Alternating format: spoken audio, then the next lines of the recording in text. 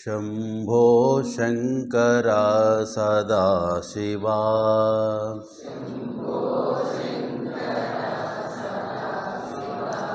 शंभो शंकर सदाशिवा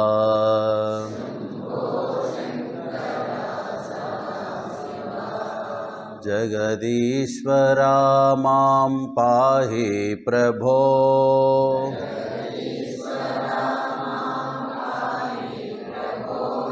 जगदीश्वरा मां पाहि प्रभो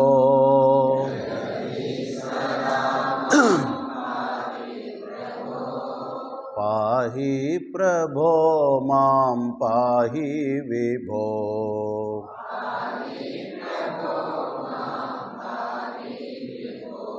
पाहि प्रभो मां पाहि विभो पाहि प्रभो मां लिंगोद्भवहर लिंगेश्वरा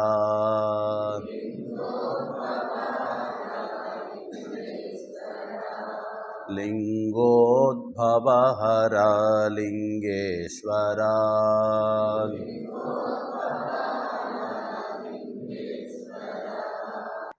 सर्वेश्वरा मां पाहि प्रभो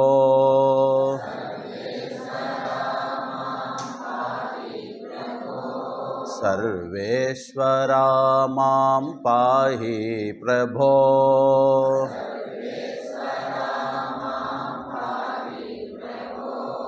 पाहि प्रभो मां पाहि विभो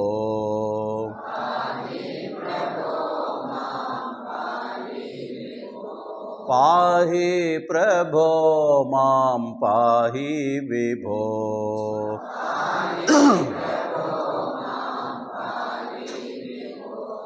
पाहि प्रभो मां पाहि विभो पाहि प्रभो मां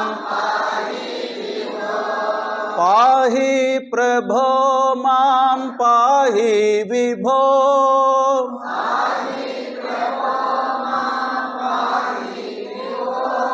पाहि प्रभो मां पाहि विभो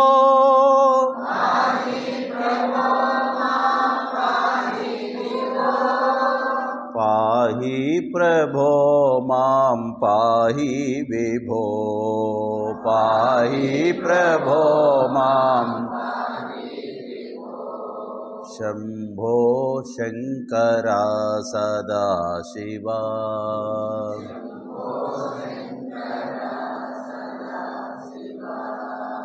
शंभो शंकर सदाशिवा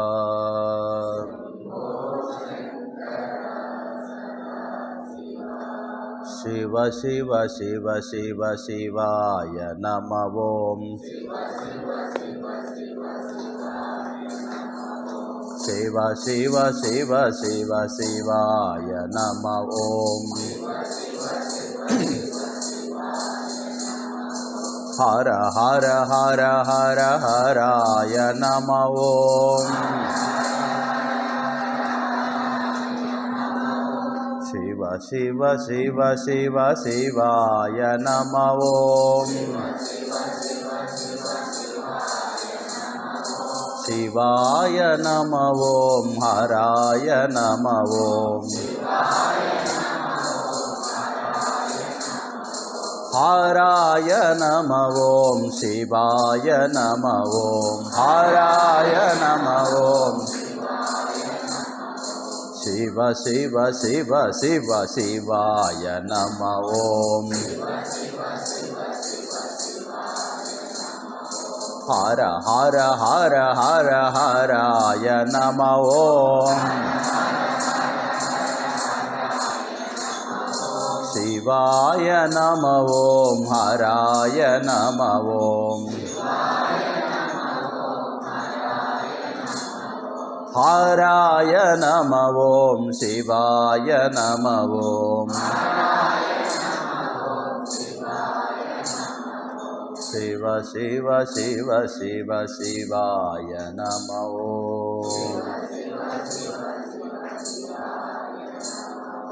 హరాయ నమో. శివాయ నమో. జయ బోలో శంకర భగవాన్ की జయ.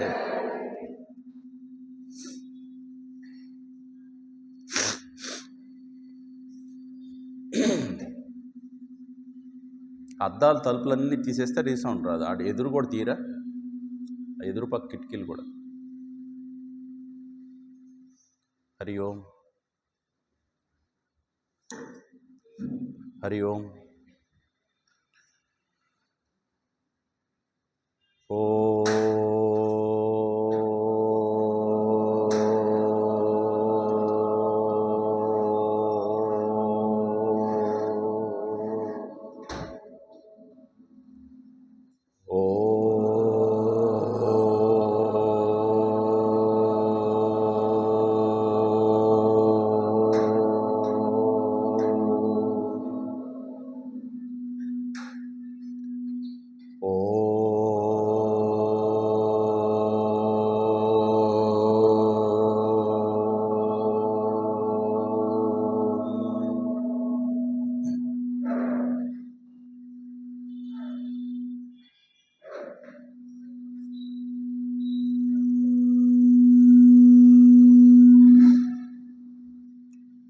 ఓం శ్రీ గణేశాయ నమః.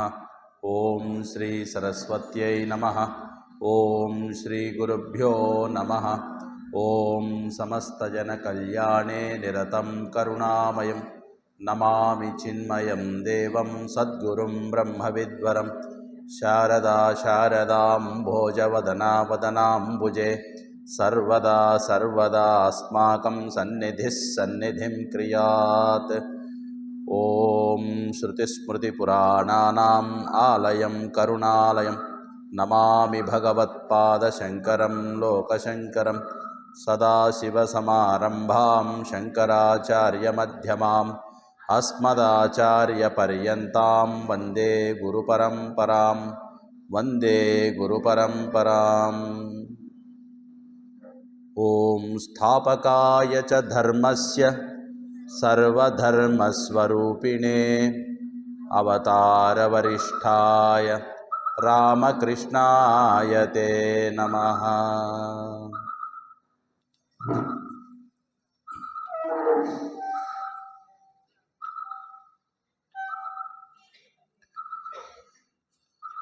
కళాభ్యాం చూడాలంకృత శశికళాభ్యాం నిజతపః ఫలాభ్యాం భక్తేషు ప్రకటితఫలాభ్యాం భవతు మే. శివాభ్యామస్తోకత్రిభువన శివాభ్యాం హృది పునః భవాభ్యామానందస్ఫురదనుభవాభ్యాం నతిరియం.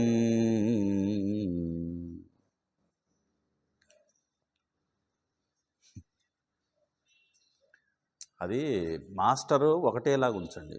ఇటుపక్క ఉంటుంది కదా, అదే కంట్రోల్ వేరే పిన్లో వేరే జాక్ మార్చండి.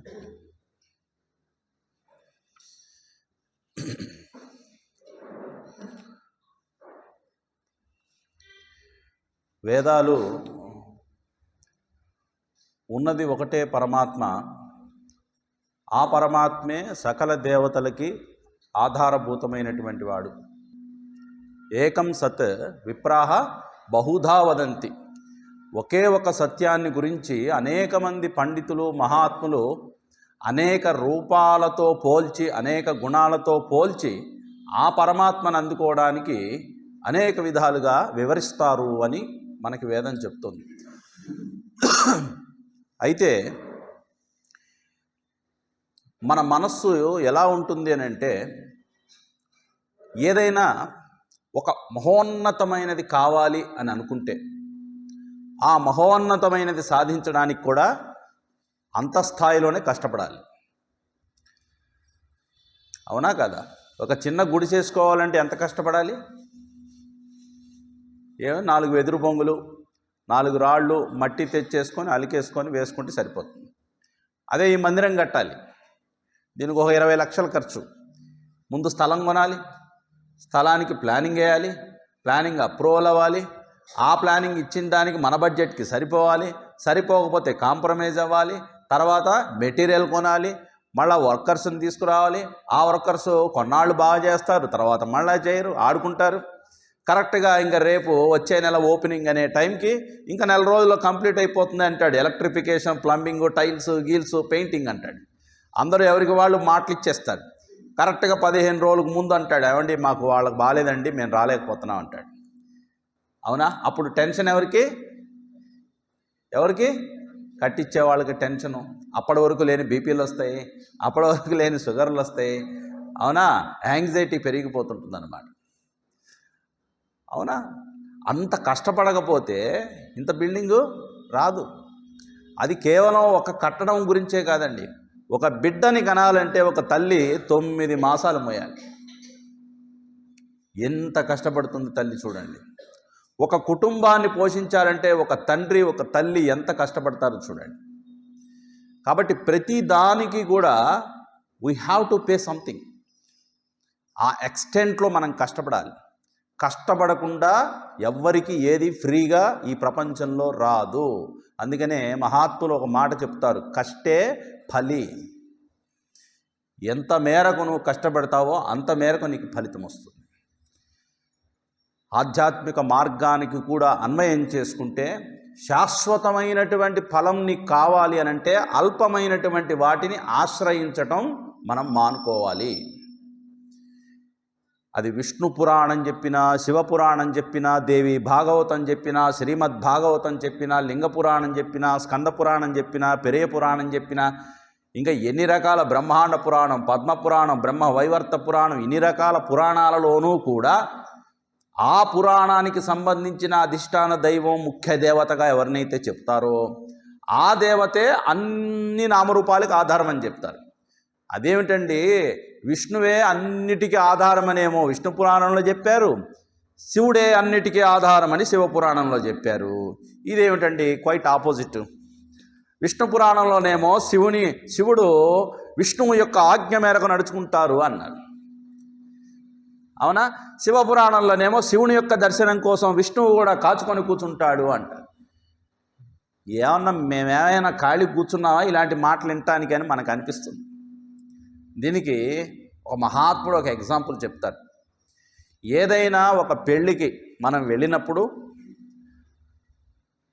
ఆ పెళ్ళికి ఒక వరుడు, ఒక వధువు తప్పనిసరిగా ఉండాలి. లేకపోతే పెళ్ళి ఎట్లా అవుతుంది? ఒక వరుడు, ఒక వధువు, పెళ్లి కొడుకు, పెళ్లి కూతురు. ఇప్పుడు ఆ పెళ్లి కొడుకు పెళ్ళికి ఒక ఎమ్మెల్యేని పిలిచారు, ఒక పొలిటీషియన్ హైయెస్ట్ లెవెల్లో, ఒక ఐఏఎస్ ఆఫీసర్ని పిలిచారు, అలాగే ఒక పెద్ద సెలబ్రిటీని కూడా పిలిచారు. వాళ్ళందరికీ ఫాలోయింగ్ కొన్ని కోట్లలో ఉన్నారు. వాళ్ళందరూ ఈ పెళ్ళికి వచ్చినప్పుడు ఇప్పుడు ఈ పెళ్ళికి వచ్చి కూర్చున్నటువంటి మిగతా పెద్దలు ఎవరైతే బయట నుంచి వచ్చారో వాళ్ళు లేకపోతే పెళ్లి జరుగుతుందా?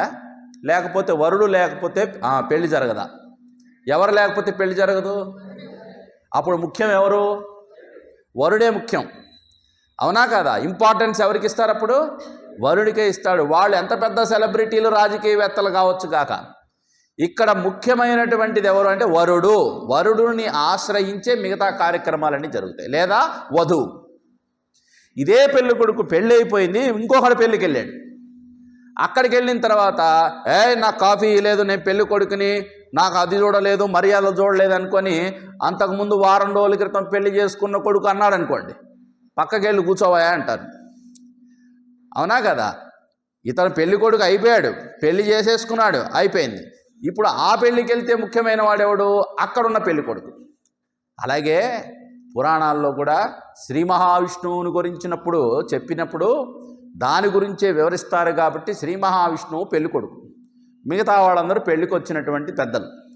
అలాగే శివపురాణం చెప్తేనేమో శివుడు పెళ్లి కొడుకు, మిగతా వాళ్ళందరూ కూడా అతిథులు. కాబట్టి ముఖ్యంగా అక్కడ చెప్పేది ఏమిటి అనంటే, ఏ దేవతని తీసుకున్నా పరబ్రహ్మ స్వరూపిణే నమః అని అంటారు, ఓం పరమాత్మనే నమః అని అంటారు. అంటే ఏంటి? అంటే ఆ నామాన్ని రూపాన్ని వదిలిపెట్టి దానికి అతీతంగా ఉన్నటువంటి తత్వాన్ని నువ్వు చూడటం నేర్చుకో అని మనకు నేర్పుతారు. అవునా కదా?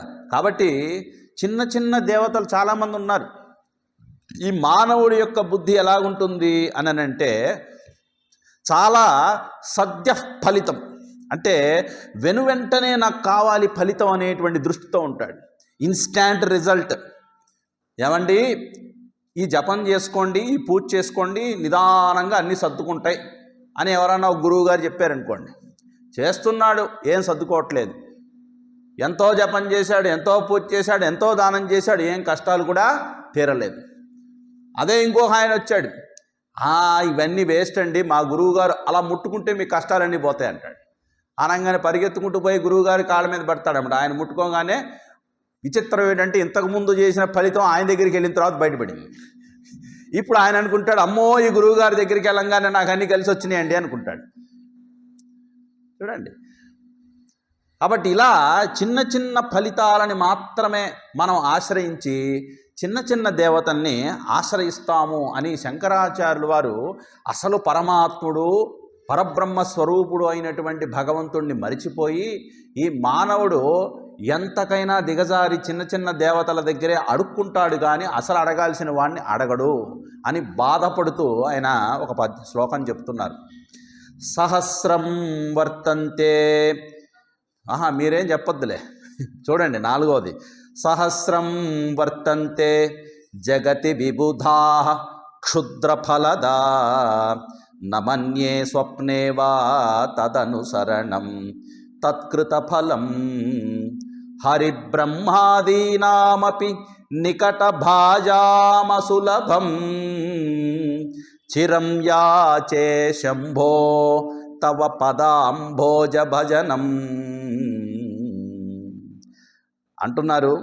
క్షుద్రఫలదాహ అంటే క్షుద్రం అంటే ఇక్కడ అదేదో తాంత్రికం మాంత్రికం, క్షుద్రం అంటే అత్యంత అల్పమైనది అని ఇక్కడ అర్థం.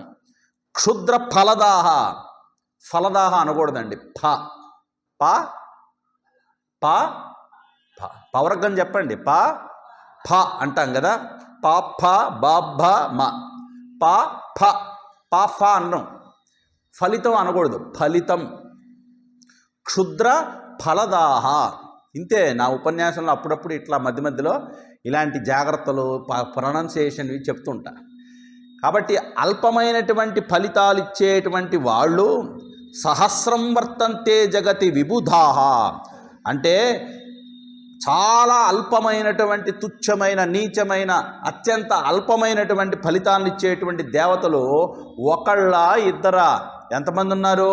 సహస్రం వర్తంతే, కొన్ని వేల మంది దేవతలు ఉన్నారు. అవునా? కాబట్టి ఇలా ఈ జగత్తంతా ఏ మూలకు పోయినా అక్కడో దేవుడు, ఇక్కడో దేవుడు, ఇంకో చోటే దేవుడు, ఇంకో చోట దేవుడు, ఆ దేవుడి దగ్గరికి వెళ్తే ఇవి పోతాయి, ఈ దేవుడి దగ్గరికి పోతే ఇవి తీరుతాయి. అవునా? ఇలా రకరకాలైనటువంటి ఏ క్షేత్రానికి వెళ్ళినా అన్ని రకాలైనటువంటి కోరికలు చిట్టారు అక్కడ ఉంటాయి. మీకు శని పోవాలంటే 500 రూపాయలు పూజ, రాహుకేతు పూజ కావాలంటే 2000 రూపాయలు. అవునా? లేకపోతే ఇంకోటి, మీకు ఆరోగ్యం బాగుంటాలంటే ఇది, మహామృత్యుంజయ హోమం అంటే ఇది, మన్యు హోమం కావాలంటే ఇది, పెద్ద లిస్టే బయట కనిపిస్తుంది. పాపం ఆ ఫలితాలు తనకి తన వీక్నెస్కి సరిపడిగా ఉన్నాయనుకోండి, అయ్యో నాకు అది తొలగిపోవాలని ఆ దేవత కోసం మనం మొక్కులు కడతాము, అనేకమైనటువంటి ఫలితాలను కోరుకుంటూ ఆ మొక్కులు తీర్చుకోవడానికి మనం సంసిద్ధులవుతాం. ఇలా అనేక మంది దేవతల్ని ఆరాధిస్తూనే ఉంటాం. ఎక్కడ? ఈ జగత్తులో. కాబట్టి జగత్ అంటే పదం నేనేం చెప్పుకున్నాను? జాయతే గచ్చతే ఇది జగత్. అది కదిలిపోతూ ఉంటుంది, క్షణకాలం కూడా నిలకడగా ఉండనటువంటిదే జగత్తు. కాబట్టి ఇది మనం బాగా అర్థం చేసుకుంటే, ప్రపంచం జగత్తు అంటేనే నిత్యం మారిపోతూ ఉండేది. ఇలా నిత్యము మారిపోతూ ఉండేటువంటి ప్రపంచంలో నువ్వు నాకు శాశ్వతంగా ఉండాలి, నువ్వు నేను చెప్పినట్టే వినాలి, నేను అనుకున్నట్లుగానే అలాగే ఉండాలి అని అంటే ఇట్ ఈజ్ ఇంపాసిబుల్. ఎప్పుడు ఎక్కడ ఎవరికి ఎవరు కూడా శాశ్వతంగా ఒక మాట మీద నిలబడటం కానీ ఒకే విధంగా ఉండటం కానీ జరగవు. అలా జరగటము అనేది జరిగింది అని అంటే అది ఓ పెద్ద వింత. ఎందుకంటే ప్రపంచంలో అందరూ మారిపోతారు, అలాగే అన్నీ మారిపోతాయి. ఈ పదం ఎందుకు చెప్పారు ఇక్కడ? జగత్ అనే పదాన్ని జోడించి క్షుద్ర ఫలదాహ సహస్రం వర్తంతే అని ఎందుకు చెప్పారు? ఆ ఫలితాలు కూడా వస్తాయి పోతాయి తప్ప శాశ్వతమైనటువంటి ఫలితము వాళ్ళు ఇవ్వలేరయ్యా అని చెప్తున్నాడు. అందుకనే విబుధులు, అవునా, ఏమంటున్నారు ఇక్కడ? విబుధాహ, ప్లూరల్. విబుధాహ అంటే విబుధులైనటువంటి వాళ్ళు, అంటే విశేషేణ బుధ, మంచి తెలివైనటువంటి ప్రజ్ఞావంతులు ఎవరైతే ఉన్నారో అది వాళ్ళ యొక్క తెలివి మేరకు, జ్ఞానం మేరకు ఏవైతే వాళ్ళు ఆ జ్ఞానం ఉందనుకొని ఆ దేవతల్ని పూజిస్తున్నారో వీళ్ళందరూ ఒకళ్ళ ఇద్దరా? ఈ ప్రపంచంలో సందుకొకళ్ళు గొంతుకొకళ్ళు తెలివితేటలు కలిగిన వాళ్ళు ఉన్నారు. కానీ ఈ తెలివంతా ఎక్కడికి పోతోంది? ఎక్కడికి పోతోంది? అసలైనటువంటి శాశ్వతమైనటువంటి తత్వాన్ని పట్టుకోవడానికి ఎవ్వరూ కూడా ప్రయత్నించడం లేదు. ఎందుకని? వాళ్ళకి ఇన్స్టాంట్, అప్పటికప్పుడు వెనువెంటనే ఫలితం కావాలని కోరుకుంటున్నారు. కాబట్టి ఇలా చిన్న చిన్న కోరికలు కోరుకునేటువంటి విషయంలో నేను మాత్రం నమన్యే స్వప్నేవా, స్వప్నేవా నమన్యే. శంకరాచార్యులు వారు ఏమంటున్నారంటే, నేను స్వప్నంలో కూడా అలాంటి వారిని ఆశ్రయించను. తదనుసరణం తత్కృత ఫలం, నేను అలాంటి దేవతలని అనుసరించను, అలాంటి వారి దగ్గర నుంచి ఫలితము కూడా నేను యాచించను. ఎందుకని అంటున్నావా? హరి బ్రహ్మాదీనామపి నికట భాజామ సులభం.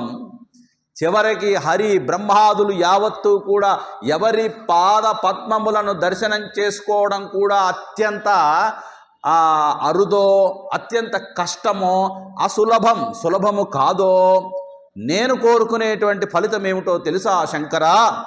చిరం యాచే శంభో శివ తవ పాదాంభోజ భజనం. నాకు కావలసింది ఏమిటి? నిరంతరము, నిత్యము, ఎల్లవేళలా నీ పాద పద్మములను భజించటం అనేటువంటి ఒకానొక స్థితి మాత్రమే నేను కోరుకుంటున్నా. నాకు ఏ రకమైనటువంటి ఫలితం వద్దు. ప్రహ్లాదుడు ఏం కోరుకున్నాడండి? ఏం కోరుకున్నాడు? హిరణ్యకశిపుణ్ణి సంహరించిన తర్వాత నరసింహస్వామి ఏం కావాలో కోరుకో అన్నాడు. అనగా నాకేం కావాలి స్వామి, నీ పాద భజనం తప్ప అన్నాడు. అవునా?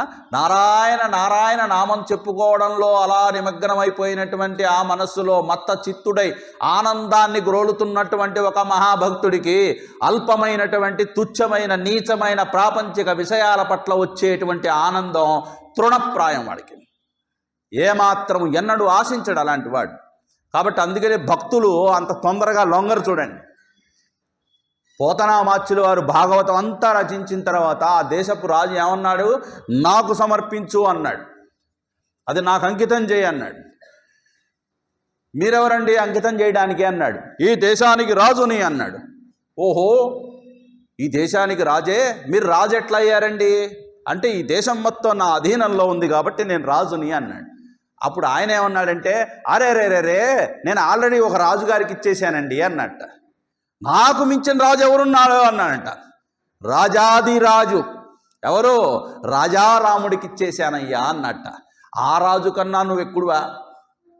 ఆ రాజు కన్నా నువ్వు ఎక్కువ? చూడండి, ఆయన కోపం వచ్చింది. కళ్ళ ముందు ఇంత పెద్ద మహారాజుని నేను అడుగుతూ ఉంటే నన్నే తిరస్కరిస్తావా? పోయి భాగవతం అపహరించండి, లేకపోతే దాన్ని తగలబెట్టండి అన్నట్ట. అనంగానే పాపం భటులు వచ్చారు, మీదకు వచ్చారు, దాన్ని దోచుకుపోవడానికి ప్రయత్నం చేశాను. అప్పుడు ఆయన చూడండి, తన హృదయంలో నుంచి జాలువారినటువంటి భాగవత మహాపురాణం ఆయన ప్రారంభంలోనే ఒక మాట చెప్పారు. ఏంటది? పలికెడిది భాగవతమట, పలికించెడువాడు రామభద్రుండట. కాబట్టి నేను రాస్తే కదా, ఎవరు రాయించారు నా చేత? రాముడు. కాబట్టి దీన్ని రక్షించుకోవాల్సిన బాధ్యత ఎవరిది? రాముడిదే. కాబట్టి హే రామా, ఇది నీవే రక్షించుకోవాలి, నాకు సంబంధం లేదు. నా ద్వారా నువ్వేం చేయించుకోవాలో అది నువ్వు చేయించుకున్నావు. ఇక దీన్ని రక్షించాల్సిన బాధ్యత నాకేముంది? నువ్వే నన్ను రక్షించేవాడివాయే, కాబట్టి దీని భారం నీదేనని వదిలేశాడు. కూర్చొని ఏకధాటిగా రామనామం జపిస్తూనే ఉన్నాడు. భటులు వచ్చారు, దాన్ని ఎత్తుకుపోవడానికి ప్రయత్నం చేశారు. ముట్టుకుంటే షాకులు కొట్టి ఎగిరి దూరాన్ని పడ్డారు. కాలి బూడిదైపోతున్నారు ఒక్కొక్కళ్ళు. చూడండి, సాక్షాత్తు శ్రీ ఆంజనేయ స్వామి వారి యొక్క శక్తి భాగవతం చుట్టూ పరివృతమై ఆ గ్రంథాన్ని రక్షించిందిట. అంటే పోతనామాచ్యులు వారంతటి మహాపండితుడికి శ్రీనాథుడు తన భావమరిది, ఆయనతో కూడా వాగ్వివాదం జరిగింది. చక్కగా పట్టు వస్త్రాలు ధరించి, పట్టు పీతాంబరాలు ధరించి, హంస తూలికా తల్పాలపైన చక్కగా హాయిగా శయనించి సుఖాలు అనుభవించగా, ఏమిటి బాబా ఈ మాయరోగం, ఎందుకయ్యా ఇంత దరిద్రాన్ని అనుభవిస్తావు ఇంత పాండిత్యం పెట్టుకొని అన్నట్ట. అయ్యా ఈ పాండిత్యం ఎవరి వల్ల వచ్చింది అని అన్నాడు. భగవంతుడి వల్లే వచ్చింది. మరి అది ఎవరికి ఇవ్వాలండి అన్నాడు. భగవంతుడికే సమర్పించాలి. మరి నువ్వు రాజుకి ఇస్తే ఎట్లయ్యా, నేను చేసేది భగవంతుడికే ఇస్తాను. అవునా, అందుకనే తేరా తుజ్జుకో అర్పణ. పూజ చేసేటప్పుడు ఏ భావన ఉండాలి మనకి? తేరా తుజ్జుకో అర్పణ, నీది నీకే నేను సమర్పిస్తున్నాను అనాలి తప్ప నా దగ్గర ఉన్నది నీకు ఇస్తున్నాను అని అంటే అది అహంకారం. కాబట్టి ఇంతటి శరణాగతి భావనలో భక్తుడు ఏం కోరుకుంటాడంటే భగవంతుడి పాద భజనము తప్ప, ఆయన యొక్క పాదాల స్మరణ తప్ప మరి ఏది కోరుకోడు. నా మనస్సు నిరంతరము నిత్యము మందార మకరంద మాధుర్యమున తేలు మధుపంబుబోవునే. చూడండి, నిర్మల మందాకిని వీచికల తూగు కుటజము, అదేంటి రాయంచనునే కుటజములకు. అవునా, కాబట్టి అంబుజోదర దివ్య పాదార విందము మత్త చిత్తున్నైనే ప్రవర్తించాలి తప్ప నాకు వేరే ఏ స్పృహ నాకొద్దు. అంతటి పరమ భక్తి స్థితిని ఎలా సాధించాడండి ప్రహ్లాదుడు అంత చిన్న వయసులో? అది ఈ జన్మ ఫలితం కాదు, ఎన్నో జన్మల్లో సాధన చేసుకుంటే వచ్చింది. ఇది ఇప్పుడు మనం గుర్తుపెట్టుకోవాలి. ఎన్నో జన్మల్లో కష్టపడితే వచ్చిన ఫలితం తర్వాత ఎప్పుడో ఉత్తమ జన్మలో వచ్చింది. కాబట్టి మనకేంటి ఇప్పటికిప్పుడే కావాలి. అవునా, ఇక్కడ ఏం చెప్తున్నారు? ఇప్పటికిప్పుడే నీకు ఏ ఫలితం వచ్చినా అది పోయేదే తప్ప శాశ్వతం కాదు. శాశ్వత ఫలితం నీకు వచ్చిన తర్వాత ఫలితం వచ్చిందని కూడా నీకు తెలియకుండా వస్తుంది. వచ్చింది అని నీకు తెలిసిందంటే అది పోతుంది అనేది కూడా నువ్వు చూడాల్సి వస్తుంది. కాబట్టి ఫలితాన్ని ఆశించకుండా కేవలం నిష్కామ కర్మం ఒకటే కాదండి, ఫలితాన్ని ఆశించకుండా కర్మ చేయడం ఒకటే కాదు, భక్తిలో కూడా ఫలితం ఆశించకుండా ఎవడో భగవంతుణ్ణి ఆశ్రయిస్తాడో, మనం చెప్పుకున్నాం, భగవంతుడి దగ్గరికి వెళ్ళి నాకు అది కావాలి ఇది కావాలని భగవంతుణ్ణి ఏకపొద్దున మొత్తం చిట్టాబొట్టు ఆయన ముందు పెట్టేస్తాం. కానీ ఇచ్చేటువంటి భగవంతుణ్ణి ఒక్కడంటే ఒక్కడు కోరుకోడే. చూడండి, భగవంతుడు నువ్వు నాకు కావాలి, నాకు ఏం కావాలో నీకు తెలుసు కదా, నేను నీ నుంచి నేను కోరుకోవటం ఏమిటి?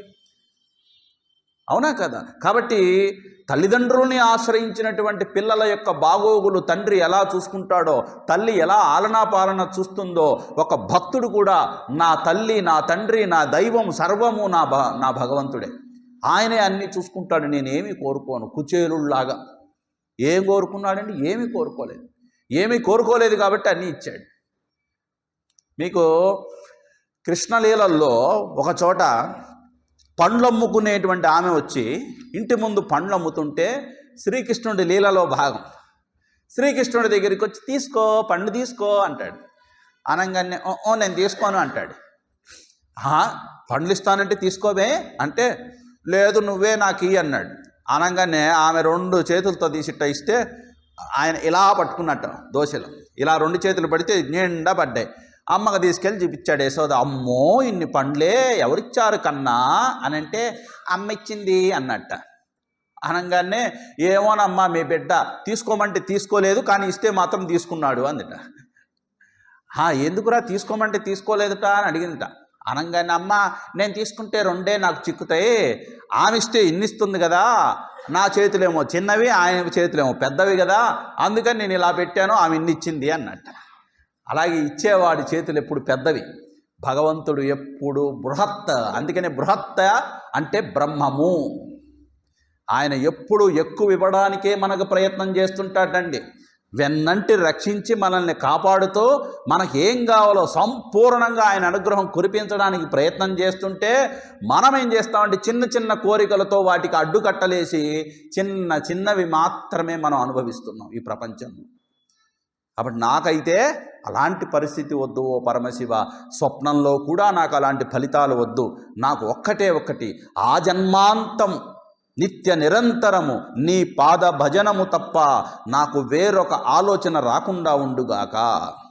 కాబట్టి హరిబ్రహ్మాదులు సైతం ఆయన పాద దర్శనం కోసం వెయిట్ చేస్తున్నారని అంటే ఇక తర్వాత కొంచెం లౌకికంగా వచ్చి చెప్తున్నారు, పోని నాకేమైనా పెద్ద టాలెంట్ ఏడ్చి చచ్చిందా అంటే ఎవరు శంకరాచార్యులంతటి వారు తమకు తాము ఎంత అల్పులుగా ఇక్కడ చిత్రీకరించుకుంటున్నారో చూడండి. అలా అని శంకరాచార్యుల వారికి ఏమి రాదని కాదు, ఎన్ని వచ్చినా కూడా తనకేమి రాదని చెప్పుకుంటున్నారంటే ఆయన యొక్క వ్యక్తిత్వం ఎంత గొప్పదో చూడండి. తర్వాత చూడండి, స్మృతౌ శాస్త్రే వైద్యే శకున కవిత గాన ఫణితౌ పురాణే మంత్రే వా స్తుతి నటన హాస్యేష్వ చతురః కథం రాజ్ఞాం ప్రీతిర్భవతి మయి కోహం పశుపతే పశుం మాం సర్వజ్ఞ ప్రథిత కృపయా పాలయ విభో. అయ్యా హే పశుపతి, చూడండి భగవంతుడిని ఏమని పిలుస్తున్నాడు, హే పశుపతి, నేనొక చిన్న పశువుని. నేనెవరిని? పశువుని. ఏంటండి మనల్ని ఎప్పుడు పశువు పశువు పశువు అని తిడుతుంటాడు ఈయన, ఇంకేం పని పట్టలేదా? అదేదో మంచి స్థితితో పోల్చాలి, ఎప్పుడు పశువు పశువు అంటే ఎట్లా? నిన్నే మనం చెప్పుకున్నాం, పశువులు ఎట్లా ఉంటాయండి? పశువులని అదుపులో ఉంచాలంటే ఏం చేయాలి? అవునా, తాడు కట్టాలి, ముక్కు తాడేయాలి, ఒక దూలానికి కట్టేసి ఉంచాలి, లేకపోతే ఏమైపోతుంది? అది విచ్చలవిడిగా తిరుగుతుంది, దాన్ని అందరూ కొట్టేవాడే. కాబట్టి ఈ పశువు ఒక లక్షణం ఉంది, కట్టేస్తే కానీ అది ఉండదు. అలాగే జీవుడు కట్టేస్తే కానీ ఉండడు. దేంతో కట్టేస్తున్నాడు? త్రిగుణాలు అనేటువంటి పాశముల చేత కడుతున్నాడు. నిన్న మనం చెప్పుకున్నాం, ఇది 3 గుణాలు చేత బద్ధుడైనటువంటి ప్రతి ఒక్క జీవి కూడా పశువే. కాబట్టి ఈ గుణాలు ఎవరి చేతిలో ఉన్నాయి? ఆ పశుపతి చేతిలో ఉన్నాయి, ఆయన ఆడిస్తున్నట్ట. కాబట్టి నేను ఒక పశువుని, అవునా? మరి ఈ దేశాన్ని లేటువంటి రాజ్యాలు లేటువంటి రాజులో నాకన్నా గొప్పవాళ్ళు, అవునా? లోకంలో రాజులు ఎవరు? ముఖ్యమంత్రి, ప్రధానమంత్రి, రాష్ట్రపతి, ఎమ్మెల్యేలు, ఎంపీలు, కౌన్సిలర్లు, వీళ్ళందరూ ఎవరు? అమ్మో వాళ్ళు వస్తున్నారంటే ట్రాఫిక్ అంతా పక్క జరగాల్సిందే. మనం బండి మీద పోతున్న ట్రాఫిక్ పోలీసే పక్కా బో అంటాడనమాట. ఆగాగు కాసేపు అంటాడు. వాళ్ళు పోతుంటే అమ్మో వాళ్ళు నాకంటే ఎంత పెద్దవాళ్లే కదా అనుకుంటాడు. అవునా? మన దృష్టిలో వాళ్ళు పెద్దవాళ్ళు గొప్పవాళ్ళు అని మనం అనుకోవచ్చు, కానీ భగవంతుడి దృష్టిలో వాళ్ళు కూడా పశువులే. ఎందుకని? వాళ్ళు అధికారం అనేటువంటి పాశం చేత కట్టుబడ్డారు. వ్యాపారవేత్తలో ధనం అనేటువంటి పాశం చేత కట్టబడ్డవారు. ప్రతి ఒక్కళ్ళు ఏదో ఒక పాశము చేత కట్టబడి, కోరిక అనేటువంటి ఒక తాడు చేత కట్టబడి ఉన్నారు. కాబట్టి రాజులు కూడా పశువులే, అవునా? అలాంటి పశువులని మేము చిన్న పశువుని, వాళ్ళేమో పెద్ద పశువులు. ఇప్పుడు ఒకవేళ చాలామంది అప్పటి కాలంలో చెప్తున్నారు, ఇప్పటి కాలంలో రాజులు ఎవరు లేరు కదండి. అప్పటి కాలంలో ఏంటంటే రాజ పరిపాలన ఉండేది. కాబట్టి ఆ కాలంలో రాజుల యొక్క ఆశ్రయం పొందడం అని అంటే చాలా చాలా గొప్ప పని. ఈ కాలంలో గవర్నమెంట్ జాబ్ అంటే చాలా గొప్ప పని. ఆ కాలంలో రాజుల ఆశ్రయం పొందాలంటే ఏం కావాలి అంటే ఏదో ఒక తెలివి, ఏదో ఒక టాలెంట్ ఉండాలి. ఇప్పుడు శంకరాచార్యులు వారు తనకు తాను అంటున్నారు, స్వామి నాకు స్మృతౌ అంటే స్మృతుల యందు, స్మృతి అంటే మనుస్మృతి, పారాశర స్మృతి అని ధర్మ విషయాలు, ధార్మిక విషయాలు అనేకం ఉంటాయి. ఇది చెయ్యాలి, ఇది చేయకూడదు అనేటువంటి స్మృతి శాస్త్రాలు ఏవి కూడా నాకు తెలియదు. అలాగే శాస్త్రము అనంటే వేదాలలో చెప్పబడినటువంటి అనేకమైన సూక్ష్మమైన అంశాల నాకు తెలియదు. పోని వైద్యమునందు నాకేమైనా నేర్పుందా? అది నాకు తెలియదు. పోని శకున శాస్త్రం వచ్చా? అది నాకు తెలియదు. పోని కవిత ఏమన్నా వచ్చా? నేను కవిని కాపోయా, అవునా? గాన ఫణితవు, నేనేమైనా గాన గంధర్వున్నా? నేనేమైనా పాటలు పాడగలనా? నేనేమైనా సంగీత విద్వాంసున్నా? అబ్బే నాకు అంత సంగీతం కూడా రానండి. పోని పురాణాల గురించి నీకేమైనా తెలుసా? నాకు పురాణాల గురించి కూడా తెలియదాయా. పోని మంత్రే, కొంతమంది మంత్రాలు వేస్తుంటారు చూడండి. మంత్రం అంటే పాము మంత్రం, తేలు మంత్రం, ఇంకోటి ఏదో మంత్రం, నీకు ఏది లేకపోతే అది సాధించి పెట్టే మంత్రం. ఈ మంత్రశాస్త్రాలు ఏమైనా తెలుసా? అది కూడా నాకు తెలియదు. పోని ఈ శాస్త్రాలు, ఈ స్తుతి, ఇదేంటి ఈ మంత్రాలు, పురాణాలు నాకు తెలియవు. పోనీ రాజులని ఒక పూర్వకాలంలో ఎలా ఉండేవాళ్ళంటే వాళ్ళు పక్కన ఒకళ్ళు కూర్చొని భజన ముందరం ఒకటి ఉంటుంది, ఆ రాజాదిరాజ అరివీర భయంకర అని రకరకాలుగా పొగుడుతూ ఉండాలి. అవునా కదా? వాళ్ళని పొగుడుతూ ఉంటే చాలు. రాజులు స్తుతి ప్రియులు. అబ్బా ఏం పొగిడేవరా నువ్వు అంటే కొత్త కొత్త పదాలతో రకరకాలుగా వైవిధ్యంతో పోలికలు పోలుస్తూ పొగిడాడనుకోండి, ఆ రాజు కరిగిపోతాడనమాట. వీడిని మన ఆస్థాన విద్వాంసుడిగా పెట్టేయండి అంటాను.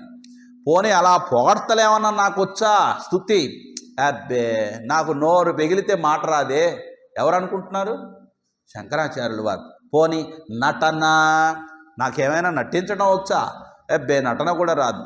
పోనీ హాస్యేషు, హాస్యము, జోకులు వేస్తూ ఉంటారు కాలక్షేపం కోసం. రాజుల యొక్క అంతఃపురంలో సభలో కూర్చొని ఒక్కొక్కళ్ళు స్టాండప్ కామెడీ అని ఇప్పుడు వచ్చినాయి. కానీ ఒకప్పుడు మన భారతీయ సంస్కృతిలో ఎప్పుడో రాజుల కొలువులో హాస్యానికంటూ ఒక ప్రత్యేకమైన క్లాస్ ఉంది. అవునా? జోకులు చెప్తూ ఉంటూ రాజులు నవ్వించాలన్నమాట. ఆయన ఎంతగా ఆనందపడితే అంత బహుమతులు వాళ్ళకి వస్తుంటాయి. పోనీ హాస్యమునందు నాకేమైనా ప్రవేశం ఉందా? అబ్బే అది కూడా లేదు. పోనీ చతురమైనటువంటి పనులు, విచిత్రమైనటువంటి పనులు చేసి కనికట్టు విద్యలు నేర్చి నిన్ను ఆకర్షించుకునేటువంటి గుణం నాకేమైనా ఉన్నదా రాజుల్ని? అబ్బే అది కూడా నాకు లేదు. ఇలా ఉంటే నా పరిస్థితి, నాకు పొట్టగోస్తే అక్షరం ముక్క రాదే. కోటి విద్యలు ఉన్నాయి. ఇవన్నీ దేనికోసం? కోటి విద్యలు కూటు కోసమే అంటారు. కానీ నాకు ఒక విద్య రాదాయే. కథం రాజ్ఞా ప్రీతిర్భవతి. ఇలాంటి నాలాంటి చిన్న పశువుకి ఏ తెలివితేటలు లేనటువంటి నా వలన ఆ రాజు ఎలా ప్రీతి చెందుతాడు? అవునా? మయి కోహం పశుపతే, ఎలా నన్ను నన్ను దరిచేరనిస్తాడు? కాబట్టి అలాంటి స్థితి నాకు లేదు సుమా. కాబట్టి హే సర్వజ్ఞ, అన్నీ తెలిసినటువంటి వాడా. ఈ సర్వజ్ఞ అనేటువంటి పదాన్ని మనం బాగా బాగా గుర్తుపెట్టుకోవాలి. అది ఏ దేవతను ఉపాసించినా ఈ గుణంతో మనం అనుసంధానం చేసుకోవాలి. సర్వజ్ఞ, నిన్న మనం చెప్పుకున్నాం కదా. సర్వజ్ఞ అంటే ఏంటి? భగవంతుడు అంతటా ఉన్నాడు, అన్నీ చూస్తున్నాడు, సర్వసాక్షి. ఆయనకి తెలియకుండా ఒక్క ఆలోచన చేయలేము, ఒక కోరిక కోరలేము, ఒక పని చేయలేము. అవునా? మమ వర్త్మానువర్తంతే మనుష్యాః పార్థ సర్వశః. నా పరిధిలోనే అంతటా ఉండి అందరూ అన్ని పనులు చేస్తున్నారు, నాకు తెలియదంటూ ఏదీ లేదు. శ్రీకృష్ణ రాసలీలలో గోపికలు వస్త్రాపహరణం చేస్తాడు శ్రీకృష్ణ భగవానుడు. అది చాలా చండాలంగా తర్వాత చిత్రకారులు ఏదో రకంగా చూపించారు. అప్పటికి శ్రీకృష్ణుడు వయసు ఎంతో తెలుసా అండి? శ్రీకృష్ణ రాసలీలలు చేసినప్పుడు వయసు ఎంతో తెలుసా?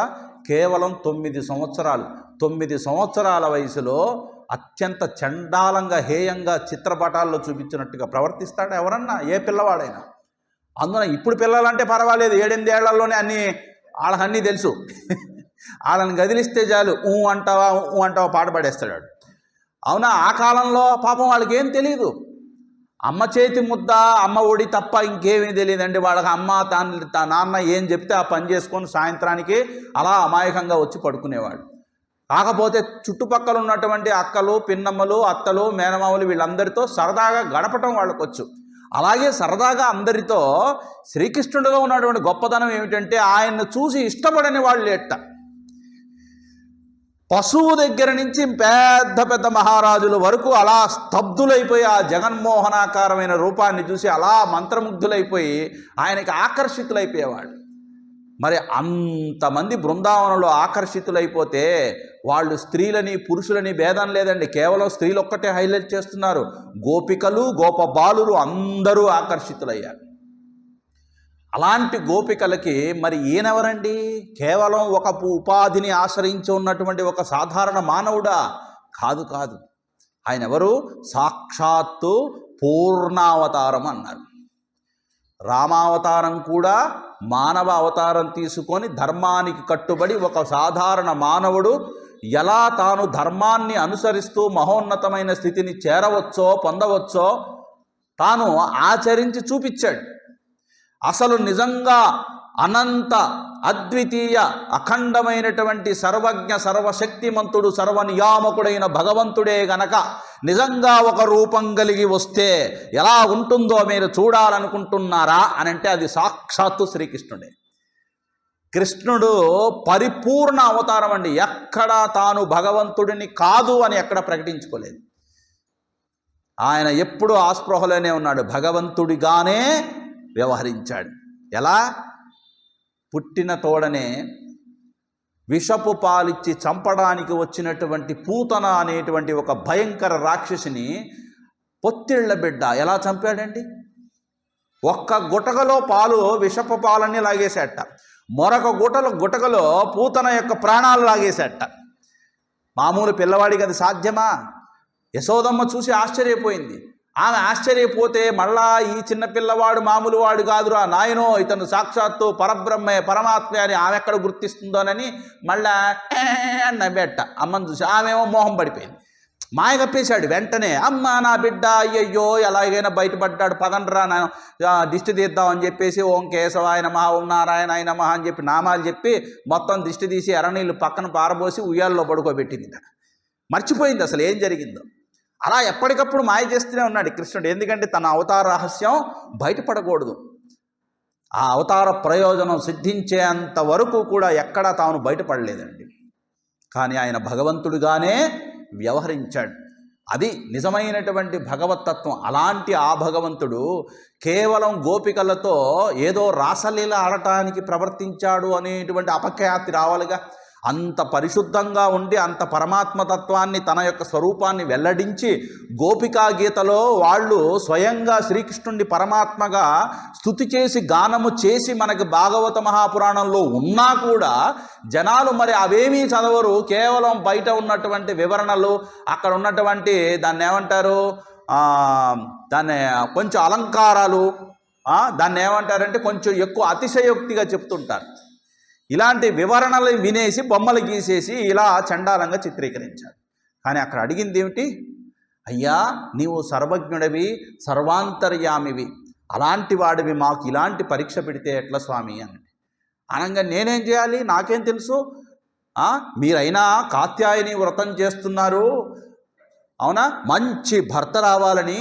మరి వ్రతం చేసేవాళ్ళు వివస్త్రులై నదిలో దిగటం తప్పు కదా. మరి మీరు చేసింది తప్పుకి ఫలితం మీరు అనుభవించాలి కదా. కాబట్టి మీరు క్షమాపణ కోరుకోండి. 2 చేతులు పైకెత్తి క్షమాపణ కోరుకుంటే అప్పుడు నేను మీ వస్త్రాలు ఇస్తాను అన్నాడు. మరి మానం పోతుంది. 2 చేతులు పైకెత్తి ఎవరన్నా 10 మందిలో అలా చేతులు ఎత్తుతారా వివస్త్రులై? కాబట్టి అక్కడ ఈయనెవరు? చిన్నపిల్లవాడి ముందు అనసూయాదేవి చరిత్ర మీకు తెలుసు. త్రిమూర్తులు ఆమె దగ్గరకు వచ్చి నాకు నువ్వు వివస్త్రంగా అన్నం పెట్టాలి అని కోరుకున్నారట. ఆమెమో నాకు మీలాంటి కొడుకు కావాలి అని కోరుకుంటే వివస్త్రంగా అన్నం పెట్టాలంటే ఎలా పెడుతుంది అనగానే ఆమె ఏం చేసిందిట, తన యొక్క తపశ్శక్తి చేత ముగ్గురుని అవునా బ్రహ్మ శంకరుల ముగ్గురుని పసికూనలను చేసేసి పడుకోబెట్టింది. ఇప్పుడు ఆమె వివస్త్రంగానే పెట్టింది. పసిపిల్లలకి ఏముంటుంది? కామక్రోధాలు లేనటువంటి ఒక నిష్కల్మషమైనటువంటి స్థితి. శ్రీకృష్ణుడు కూడా అంతే. అయ్యా కామజనకుడైనటువంటి శ్రీహరికి కామం ఏమిటండి? ఆయన నుంచే మన్మధుడు పుట్టాడే. ఆయన లేకపోతే అసలు మన్మధుడు లేడు, మన్మధుడు లేకపోతే సృష్టి లేదు. సృష్టికే మూలమైనటువంటి ఆ మన్మధుడికే తాత ఆయన. అలాంటి శ్రీకృష్ణుణ్ణి వీళ్ళు అర్థం చేసుకున్నారు. అప్పుడు 2 చేతులు పైకెత్తారు. అప్పుడు వస్త్రాలు ఇచ్చి ఒక మాట అంటాడు. ఏమిటో తెలుసా? నీకు నాకు మధ్యలో ఒకటి అడ్డం ఉంది. నీకు నాకు మధ్యలో అంటే జీవుడికి పరమాత్మకి మధ్యలో ఒక పొర అడ్డం ఉంది. కానీ మీరు నాకు కనిపిస్తారు, కానీ నేను మాత్రం మీకు కనిపించను. అజ్ఞానేనావృతం జ్ఞానం తేన ముహ్యంతి జంతవః. భగవద్గీతలో చెప్పాడు, అజ్ఞానేన ఆవృతం జ్ఞానం తేన ముహ్యంతి జంతవః. ఈ మానవులు ఆ అజ్ఞానము చేత ఆవరింపబడి మోహానికి లోనై పరమాత్మని చూడలేకపోతున్నారు. కాబట్టి మీరు కూడా నన్ను చూడలేకపోతున్నారు. కానీ నాకు తెలియనిదంటూ నేను చూడనిదంటూ ఈ ప్రపంచంలో ఒకటి ఉందా, ఈ ముల్లోకాల్లో ఒకటి ఉందా? నాకు అన్నీ తెలుసు అని సర్వజ్ఞత్వాన్ని ప్రకటించాడు. కానీ మీకు నేను కనబడ్డాను. అవునా? పిల్లవాడిని ఆడించడం కోసం తల్లి ఏం చేస్తుందండి? చిన్నప్పుడు చీర తీసుకొని ఇలా కప్పుకుంటుంది, అవునా కదా? చేసి గబక్కని తీసి ఉచ్చి అంటుంది, ఆడు ఏ అని నవ్వుతాడు, మళ్ళా మూసుకుంటుంది, మళ్ళా కాసేపు అలా అలా అలా అనేసి గబక్కని తీసుకునే మళ్ళా వాడికి ఒక థ్రిల్లింగ్గా అనిపిస్తుంది పిల్లవాడికి. ఇలా ఈమె తెర మూసుకున్నా తల్లి పిల్లవాడికి కనబడదు, కానీ తల్లికి పిల్లవాడు కనిపిస్తాడు. అలాగే మాయా అనేటువంటి పొర మనకి పరమాత్మకి మధ్యలో అడ్డు ఉన్నా ఆయన మనల్ని చూడగలడు, మనం ఆయన్ని చూడలేము. ఇదే ఆవరణము అని అంటారు. కాబట్టి శంకరాచార్యులు వారు ఇలాంటి ఆవరణకి లోనైనటువంటి వాళ్ళే ఈ రాజులు, మేము అందరము కూడా. కాబట్టి తుచ్చమైన అల్పమైనటువంటి ఫలితాల కోసం రాజుల్ని ఆశ్రయించేటువంటి బాపతు కాదు నాది. నన్ను ఏమీ తెలియని వాడిగా, ఒక ఇంట్లో 4 పిల్లలు ఉన్నారనుకోండి, ఒకడికేమో మంచి క్రీడాభిమానం ఎక్కువ, ఒక పిల్లవాడికి, వాడు టెన్నిస్లో టాప్ లెవెల్లో గెలిపాడు. ఇంకోడేమో మంచి మ్యాథమెటిషియన్, అవునా, వాడు ఇంజనీర్ అయిపోయాడు. ఇంకోడ మ్యూజిక్ బాగా వచ్చు, వాడు మ్యూజిక్ నేర్చుకున్నాడు. ఇంకో పిల్లవాడికి అసలు ఏమీ రాదు, వాడికి సంగీతము రాదు, మ్యాథ్స్ రాదు, అది ఆటలు ఆడటము రాదు. వాడికి తెలిసిందల్లా అమ్మ ఏం చెప్తే అది వింటాం, అమ్మ ఏది పెడితే అది తింటాం, అమ్మ పడుకోమంటే పడుకుంటాడు, లేవమంటే లేస్తాడు. ఇప్పుడు తల్లి యొక్క ఆలోచన ఎవరి మీద ఎక్కువగా ఉంటుంది? ఏమీ తెలియనోడి మీదే ఉంటుంది. ఎందుకని? పాపం వాడికి ఏం తెలియదురా. మీకు ముగ్గురికి తెలుసు కాబట్టి వాళ్ళు ఏదో ఒకటి చేసుకొని బతకగలరు, కానీ ఏమీ తెలియనటువంటి పిల్లవాడి యొక్క బాగు తల్లి చూసుకుంటుందండి. అలాగే పశుమాం సర్వజ్ఞ, నన్ను పశువు అని అనుకో, నాకేమీ తెలియనటువంటి అల్పుణ్ణి అనుకో, ఒక అర్భకుణ్ణి అనుకొని ప్రథిత కృపయా పాలయ విభో. విభో విభో అంటే విశేషేణ భూ అంటే విశేషంగా అంతటా వ్యాపించి ఉన్నటువంటి వాడా. బయట అంతటా వ్యాపించి ఉన్నవాడవే కాదయ్యా, నా మనసులో నాలో ఏమున్నదో కూడా తెలుసుకోగలిగినటువంటి సర్వజ్ఞుడవు నీవు. కాబట్టి మాం పాలయ్య, నన్ను పాలించు తండ్రి, నన్ను కృపయా. అది కూడా నేను డిమాండ్ చేయట్లేదు సుమా. నేను అర్హుణ్ణి అనుకుంటే, నన్ను రక్షించడానికి నీవు నన్ను అర్హుణ్ణి అనుకుంటే, అందుకు తగిన వాడినైతే నీవు నన్ను రక్షించుకుందువుగాక. కాబట్టి నన్ను రక్షించే భారము నీదే అని చెబుతూ ఇలా తమ యొక్క శంకరాచార్యుల వారు మన కోసం కోరుకున్నారండి. ఇక్కడ ఆయనకి కవిత్వం తెలియకపోవడం ఏమిటి? ఇంతంత అద్భుతమైన శ్లోకాలు రాస్తే ఆయన. వివేక చూడమనే గ్రంథం ఉంది, ప్రకరణ గ్రంథం. అది కవితలు తెలిసినటువంటి, కవిత్వం తెలిసినటువంటి మహామహులకి కూడా ఆ మొత్తం ఛందస్సులు చూస్తే దిమ్మ తిరిగిపోతుంది. ఎక్కడి నుంచి పట్టుకొచ్చారు ఈ పదాలు, ఎంత ప్రాస, ఆ రకమైనటువంటి కవిత్వం ఎవరికి కూడా రాదు. ఎంత జటిలమైనటువంటి పదాలని కూడా మంచి ఛందోబద్ధంగా దాన్ని అలా అలా అమర్చారట. అసలు ఆయన అమర్చడం ఏమిటండి? గురుదేవులు చెప్తారట, శంకరాచార్యులు వారు ఇప్పుడు ఒక భగవంతుడిని మనసులో తలుచుకున్నారు, స్ఫురణలోకి వచ్చారు, అవునా. ఆయన అలా నారాయణుని తలుచుకున్నాను అనుకోండి. నారాయణ నారాయణ జయ గోవింద హరే, నారాయణ నారాయణ జయ గోపాల హరే, అవన్నీ పదాలు. ఇంకా తర్వాత స్తోత్రం ఉంది, అవునా. ఆ స్తోత్రం ఎక్కడి నుంచి వచ్చింది? నాగేంద్రహారాయ త్రిలోచనాయ భస్మాంగరాగాయ మహేశ్వరాయ నిత్యాయ శుద్ధాయ దిగంబరాయ తస్మై నకారాయ నమః శివాయ. నకారము, మకారము, అవునా. తర్వాత సికారము, వకారము, యకారము. ఈ నా, మా, సి, వా, య అనే అక్షరాలకి ఒక్కొక్క శ్లోకం రాశారండి. ఎలా వచ్చింది?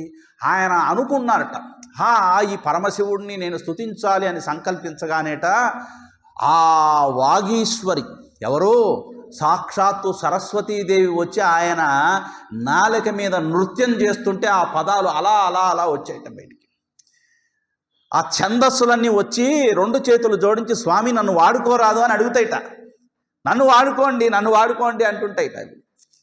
అంటే ఇది అతిశయోక్తిగా చెప్తారు. అంటే ఆ మహాత్ముడైనటువంటి వాడు, ఇప్పుడు చూడండి, ఒక మహాత్ముడు మన ఇంటికి వచ్చాడు అనుకోండి, ఏమండి నాకు ఆకలిగా ఉందండి అని అన్నాడు అనుకోండి, వెంటనే అందరూ ఏం చేస్తారు? ఏమండి మా ఇంటికి రండి, మా ఇంటికి రండి, మా ఇంటికి రండి. ఇప్పుడు ఎవరు పిలవరు అనుకోండి, అది వేరే విషయం.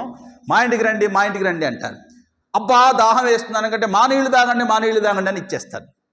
అవునా కదా? అలాగే ఆయన ఒక స్తుతి రాయాలి అనుకుంటే అన్ని ఛందస్సులు అక్షరాలు అన్నీ తన ముందు వచ్చి the dance in front of Shankara అంటారు గురుదేవ్. ద ప్లీడ్ టు చూడండి to be utilized in that verse అంటారు గురుదేవ్. అది మహాత్ముల యొక్క శక్తి. మనము ఒక కవిత రాయాలంటే 4 రోజులు పడుతుంది. ఈ తర్వాత పదం ఏమేస్తే బాగుంటుంది. అప్పుడప్పుడు ఉపన్యాసాలు ఉంటాయి, కొంచెం కవితా ధోరణి ఉన్న వాళ్ళు ఉపన్యాసం అండి, అక్కడ అసలు ఆ పదం ఎట్టా వేశారంటారు అంటే ఆ పదం వేయటం ఏమిటి, ఆ పదం పడిందంటే ఆ పద్యానికే అందం వచ్చిందండి అంటాడు. అవునా? ఇదేంటి పాండిత్య ప్రకర్ష. శంకరాచార్యులు వారిలో ఇంత అద్భుతమైన శివానందలహరిని 100 శ్లోకాలు చెప్పినా ఇప్పుడు ఈ శ్లోకంలో ఏం చెప్పుకున్నారండి?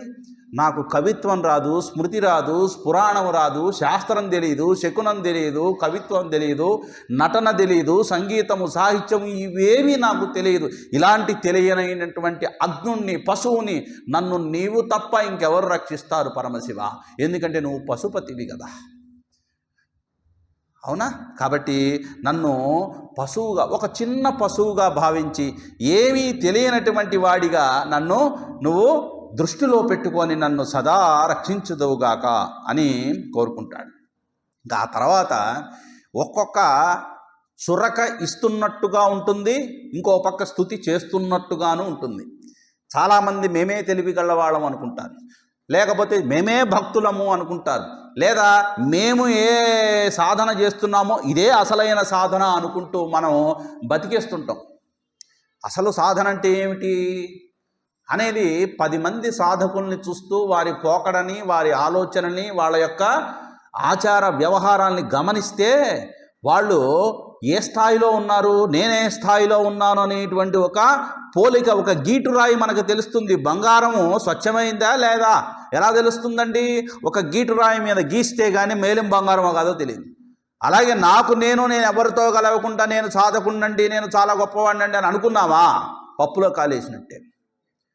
10 మందితో కలవాలి. అందుకనే ప్రపంచాన్ని వదిలిపెట్టి ఎవడు కూడా మహాత్ముడు కాలేదండి, గుర్తుపెట్టుకోవాలి. ప్రపంచంలోనే ఉంటూ ప్రపంచం పట్ల వైరాగ్యాన్ని కలిగినటువంటి మహాత్ములే మహాయోగులయ్యారు.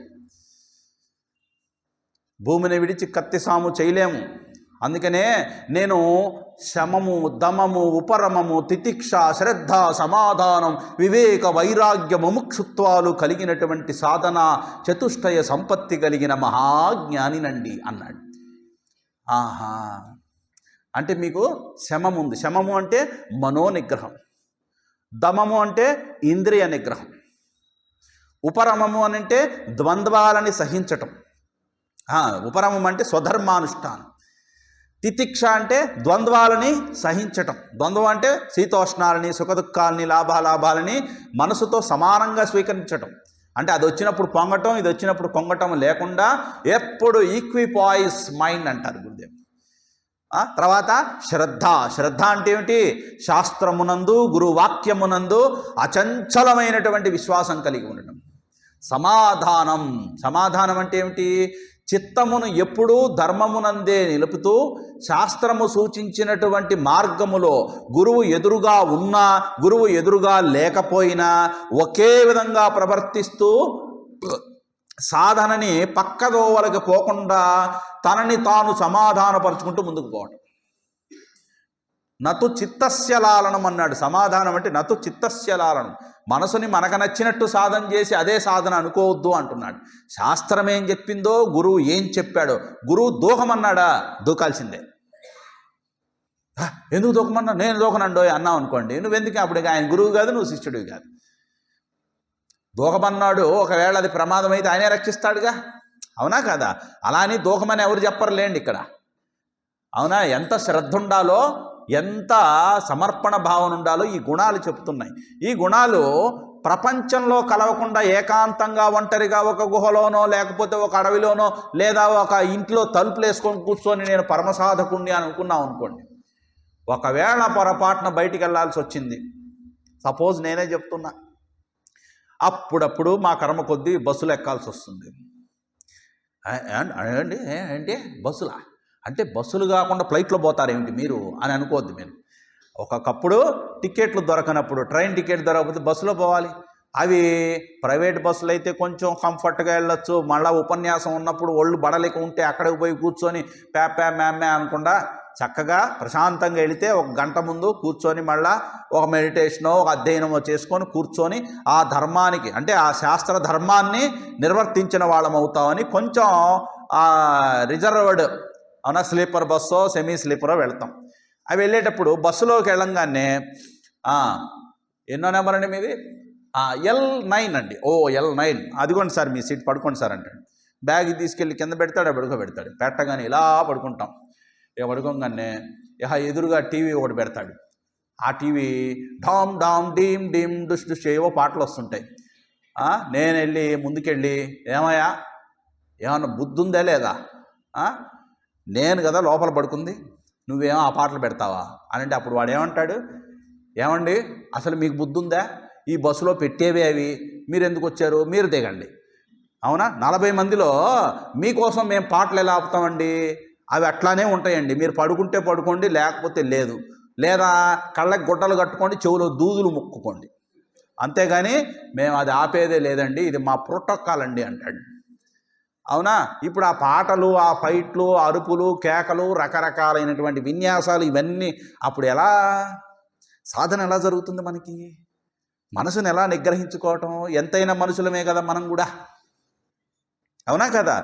పరాంచికాని ముఖాని వ్యతిరుణత్ స్వయంభూ. మన ఇంద్రియాలు, మనస్సు ఈ భగవంతుడు సృష్టి చేసేటప్పుడు ఈ మనిషి శరీరానికి ఎప్పుడు బహిర్ముఖంగానే పెట్టేట. అవి సహజంగా వాటి లక్షణం ఏమిటంటే విషయాల పట్ల ఆసక్తిని కలిగి విషయాల వైపు పరిగెట్టడమే దాని లక్షణం, అది వాటి ధర్మం. అవునా, మరి అలాంటి ఇంద్రియాలని, మనసుని వెనక్కి తిప్పాలి అని అంటే ఎంత వైరాగ్యం కావాలండి ఆ క్షణంలో. అప్పుడు ఏం చేయాలి? ఒకసారి, ఇప్పుడు కాదులేండి, ఒకప్పుడు ఒక సన్యాసిని, ఆమె ఇలాగే ఏదో ఒక జీప్లోనే ఎక్కడో పోతుంటే అప్పటి కాలంలో పాటలు, నీవు లేక నేనెలేను, నేనే లేక నీవెలేవు, నేనే నువ్వు, నువ్వే నేను, నేనే లేనిచో ఈ జగమే లేదు అని పాట వినిపించిందిట. అక్కడ ఎవరో హీరోయిన్లు పాడుకుంటున్నారు. ఈమె ఇలా కూర్చొని ఆ రోజు సాయంత్రం ఉపన్యాసం వచ్చింది. ఇప్పుడు పడకూడని వాళ్ళ చెవుల్లో పడకూడని పాట మొత్తానికి పడింది. ఇప్పుడు ఇక్కడ కూర్చొని ఓం సదాశివ సమారంభం అనగానే నీవు లేక నేను గిర్రని తిరుగుతుంది. ఇప్పుడు ఏం చేయాలి? అదే గిర్రని తిరుగుతుంది, వృత్తి అయిపోయింది, మనసు మీద చాలా ప్రభావం చూపి. ఇప్పుడు ఏం చేయాలి? దాంట్లో నుంచి బయటపడి ఆ ఊబిలోంచి బయటకు వచ్చి ఇదిగో మాయా, ఇదిగో ఇదని ఎక్స్ప్లెయిన్ చేయాలి. కానీ అదే గుర్తొస్తుంది. ఏం చేయాలి? ఇక లాభం లేదని చెప్పేసి అదే టాపిక్ తీసుకున్నాను. నీవు లేక నేను లేను, హే పరమశివ, నీవు లేకపోతే ఈ జీవుడు లేదు, నేను లేక నీవు లేవు, ఈ జీవుడు లేకపోతే అసలు ఈశ్వరుడు అనే కాన్సెప్టే లేదు. అవునా, నేనే నువ్వు, నువ్వే నేను, నేనే నువ్వు, నువ్వే నేను, జీవుడే ఆ ఈశ్వరుడు, ఈశ్వరుడే ఆ జీవుడు. కాబట్టి నీవు లేకపోయినా నేను లేకపోయినా అసలు ఈ జగమే లేదు. అసలు జీవుడు ఈశ్వరుడు లేకపోతే మూడో జగత్ ఎక్కడి నుంచి వచ్చింది అంటే ఏంటి? ఉన్నది ఒకటే పరమాత్మ అని చక్కగా ఆ రోజు ఉపన్యాసం ఒక్క ఆలయం మీదే చెప్పేసి ముగించేసిందండి. కాబట్టి వేదాంతులకి దృష్టి జ్ఞానమయమైతే, అందుకనే ఏం చెప్తారు? దృష్టి జ్ఞానమయం కృత్వా పశ్యేత్ బ్రహ్మమయం జగత్. నీ దృష్టి జ్ఞానమయమైతే నువ్వు ఎంత కంపు విన్నా ఆ కంపులో కూడా వేదాంతం వస్తుంది. అవునా కదా? కాబట్టి మన దృష్టి సరిగ్గా ఉండాలి. ఆ దృష్టి సరిగ్గా ఉండాలంటే మనసు పవిత్రంగా ఉండాలి. మనసు పవిత్రంగా ఉండాలంటే ఏం చేయాలి? భగవద్భక్తి ఉండాలి. భగవద్భక్తి ఉండాలంటే ఎక్కడి నుంచి వస్తుంది? సత్సాంగత్యం కావాలి. సత్సాంగత్యం ఎక్కడి నుంచి వస్తుందండి? ఏమిటి? అదే సత్సాంగత్యం ఎక్కడి నుంచి వస్తుంది? సత్సంగమే. సత్సంగానికి ఎలా రావాలి? సత్సంగానికి ఇక్కడికి రావాలి అని అంటే ఏం కావాలి అంటున్నా? కనీసం మనమేమి ముక్తి పొందేస్తాం, సత్సంగంకి వెళ్ళిపోతే ఒక్కసారిగా ముక్తి అయిపోయి పరబ్రహ్మ స్వరూపమై అహం బ్రహ్మాస్మి అంటామని ఏం కాదు. అక్కడ మొట్టమొదట కనీసం సత్సంగానికి రావాలంటే మూల కారణం ఏమిటో కూడా చెప్తున్నాను, బాగా గుర్తుపెట్టుకోండి. నీకు సత్సంగం యందు ఆసక్తి కలిగి ఉండాలి అని అంటే, లేదా నాకు సత్సంగం యందు ఆసక్తి పెద్దగా ఉండట్లేదండి, శివానంద లహరి ప్రవచనాలు 4 రోజులు వచ్చాం, 3వ రోజు 5వ రోజు ఏం పోతాం, ఆన్లైన్లో కూడా పెడుతున్నారుగా, ఇంటి దగ్గరే బంగాళదుంప వేపుడు చేసుకుంటూ విందాం. ఈ ఓ పక్క వేపుడు జరుగుతుంటుంది, శివానంద లహరి ప్రవచనం కూడా వింటుంటాం అనమాట. ఎందుకులే అంత దూరం పోవడం, ఈ చలికి పోయి అక్కడికి పోయి ఆ కుర్చీలో కూర్చొని చీరలు కప్పుకొని ముడుచుకొని చివరిలో వాళ్ళు ప్రసాదం పెడితే అది తీసుకొని ఆటోలు దొరక్క ఆటోలు ఎక్కినా అదేమో ఇట్టెట్ట తిప్పుకుంటూ ఇంటికి తీసుకెళ్ళేసరికి ఒళ్ళు హోనమైపోతుంది. ఎందుకులే ఇవన్నీ అని శ్రద్ధ సడలిపోతుంది. ఎవరు నిజంగా ఎంత కష్టం వచ్చినా సరే ఈ జన్మ ఈ శరీరం కష్టపెట్టకపోతే తరువాత జన్మ ఇంత అద్భుతమైన శరీరం మనకి రాదు. కాబట్టి పరమాత్మని తెలుసుకోవాలన్నా, సత్సాంగత్యాన్ని గడపాలన్నా మనసుని దిటవు చేసుకొని కదలి ఒక అడుగు ముందుకేయాలి. అలా వేయగలిగినటువంటి వీరుడు ధీరుడు ఎవరో తెలుసా? ఎవడు నిజంగా ధర్మ మార్గంలో ప్రయాణం చేస్తాడో, ఏ నాడు అధర్మాన్ని ఆచరించడో అలాంటి వాడికి ఎవ్వరూ పిలవాల్సిన అవసరం లేదు. ఎక్కడ సత్సంగం ఉంటే అక్కడికి నడుచుకుంటూ వస్తాడు. కాబట్టి సత్సాంగత్య బుద్ధి రావాలంటే ధర్మాచరణ యందు అనురక్తి కావాలి. ఎక్కడి నుంచి ఎక్కడికి ప్రారంభం? ధర్మము నుంచి బ్రహ్మమునకు ప్రయాణం. ధర్మాత్ముడు, ధర్మంగా వ్యవహరించేవాడు, నిజాయితీగా ఉన్నవాడికే సత్సాంగత్యం. అందుకనే సత్సంగత్వే నిస్సంగత్వం. నిస్సంగత్వం అంటే వైరాగ్యం. నిస్సంగత్వే నిర్మోహత్వం. నిర్మోహత్వం అంటే ఏమిటి? ఇక దేనిని చూసి కూడా భ్రమచెందడు. నిర్మోహత్వే నిశ్చలతత్వం. అలాంటి వాడి యొక్క మనసు ఎప్పుడు నిశ్చలంగా ఉంటుంది. నిశ్చలతత్వే జీవన్ముక్తి. అసలు జీవన్ముక్తి అంటే ఏంటి? చచ్చిపోయిన తర్వాత ముక్తి కాదు, బతికి ఉండగానే మహాత్ముడైపోతాడు అలాంటి వాడు. అవునా? కాబట్టి అది భక్తి అయినా. ఇలాంటి సాధకుడి లక్షణాలు ప్రపంచంలో మనల్ని మనం పరిశీలించుకోవాలి. ప్రపంచాన్ని వదిలిపెట్టి ఎక్కడ మనం సాధన చేయలేం, బాగా గుర్తుపెట్టుకోవాలి. పూజ్య మాతాజీ శారదమ్మ గారు అంటారు, this world is like a grinding wheel to shine up and to give a stone with different dimensions. ఒక రాయికి ఈ గ్రైనింగ్ వీల్ మీద, దాన్ని ఏమన్నా గరుకు రాయి మీద అది తిరుగుతూ ఉంటే ఒక రాయిని ఏం చేస్తారండి, అలా పెట్టగానే దానిపైన ఉన్న మడ్డి గిడ్డి మొత్తం పోయి ఆ లోపల ఉన్నటువంటి మెరుపులతో రకరకాల డైమెన్షన్స్తో ఒక వజ్రం తయారవుతుంది. ఆ వజ్రము ఎంత కాస్ట్ ఉంటుందండి? కోట్ల విలువ ఉంటుంది. అన్ని కోట్ల విలువ చేసే దానికి ఆ విలువ ఆ రాయికి ఎక్కడి నుంచి వచ్చింది? ఈ గ్రైనింగ్ వీల్ మీద ఆ పదునే పట్టకపోతే రాయికి విలువ వస్తుందా? అలాగే జీవుడికి ఈ ప్రపంచం అనేటువంటి ఒక గ్రైనింగ్ వీల్లో వాడు నలక్కపోతే, దాని మీద పదును పట్టకపోతే వాడి జీవితానికి విలువ ఉండదు. అవునా? కాబట్టి కష్టాలు వచ్చాయంటే ఒకటే గుర్తుపెట్టుకోవాలి, కష్టాలు మనల్ని కొంగదీసి జీవితాన్ని అంతర్ధానం చేయడానికి రావండి, గుర్తుపెట్టుకోవాలి. కష్టం వచ్చింది అంటే మనకి ఏదో ఒక మహోన్నతమైనది ఇవ్వడానికే భగవంతుడు మనకు కష్టం ఇస్తున్నాడు. ఆ కష్టం భగవంతుడు ఇవ్వట్లేదు. ఇంకొక మాట చెప్తున్నా, మన కష్టమే మనకిస్తున్నాడు. మనం చేసిన కర్మకి ఫలితమే కష్ట రూపంలో మనకిస్తున్నాడు. అది నాది కాదండి, ఈ జన్మలో నేను ఏ పాపం చేయలేదండి. ఈ జన్మలో చేయలేదు, పోయిన జన్మలో చేసావుగా. రామదాస్ అంతటి వాడు చెరసాలలో ఎందుకున్నాడండి? ఏ పాపం చేశాడు? ఆయన ఏ పాపం చేయలేదు కదా. ఆఫ్టర్ ఆల్ ఒక చిన్న రామచిలకని బంధించట. ఏమిటి? గత జన్మలో. పోనీ ఈ జన్మలోనే తీసుకోండి. చిన్నప్పుడు రామచిలకని బంధించి బోన్లో పెట్టి ఆడుకున్నాడని ఆయన్ని చెరసాల్లో పెట్టాడండి. పెద్ద అయిన తర్వాత ఏంటి, ఒక్క రామచిలకని బోన్లో పెట్టి ఆయన ఒక చిన్న పాపం చేస్తేనే చెరసాల్లో ఉంటే ఇక మనలాంటి వాళ్ళ గతి ఏమిటో, మనల్ని ఎక్కడ పెట్టాలి? అవునా కదా? కాబట్టి గుర్తుపెట్టుకోవాలి, ప్రపంచంలోనే ఉండాలి. తామర పువ్వు ఎక్కడుంటుంది? బురదలోనే ఉంటుంది.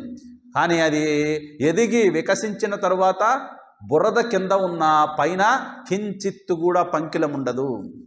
అలాగే మన ప్రపంచంలోనే ఉంటూ మహోన్నతమైనటువంటి వ్యక్తిత్వాన్ని మనం సాధించాలి. ఇది ఎలా సాధ్యం? ధర్మం వల్ల, సత్సాంగత్యం వల్ల, వివేకం వల్ల, వైరాగ్యం వల్ల, ఇవన్నీ ఉన్నా కూడా భగవంతుడి యొక్క అనుగ్రహం వల్ల, గురువు యొక్క ఆశీస్సుల వల్లే అది సాధ్యపడుతుంది.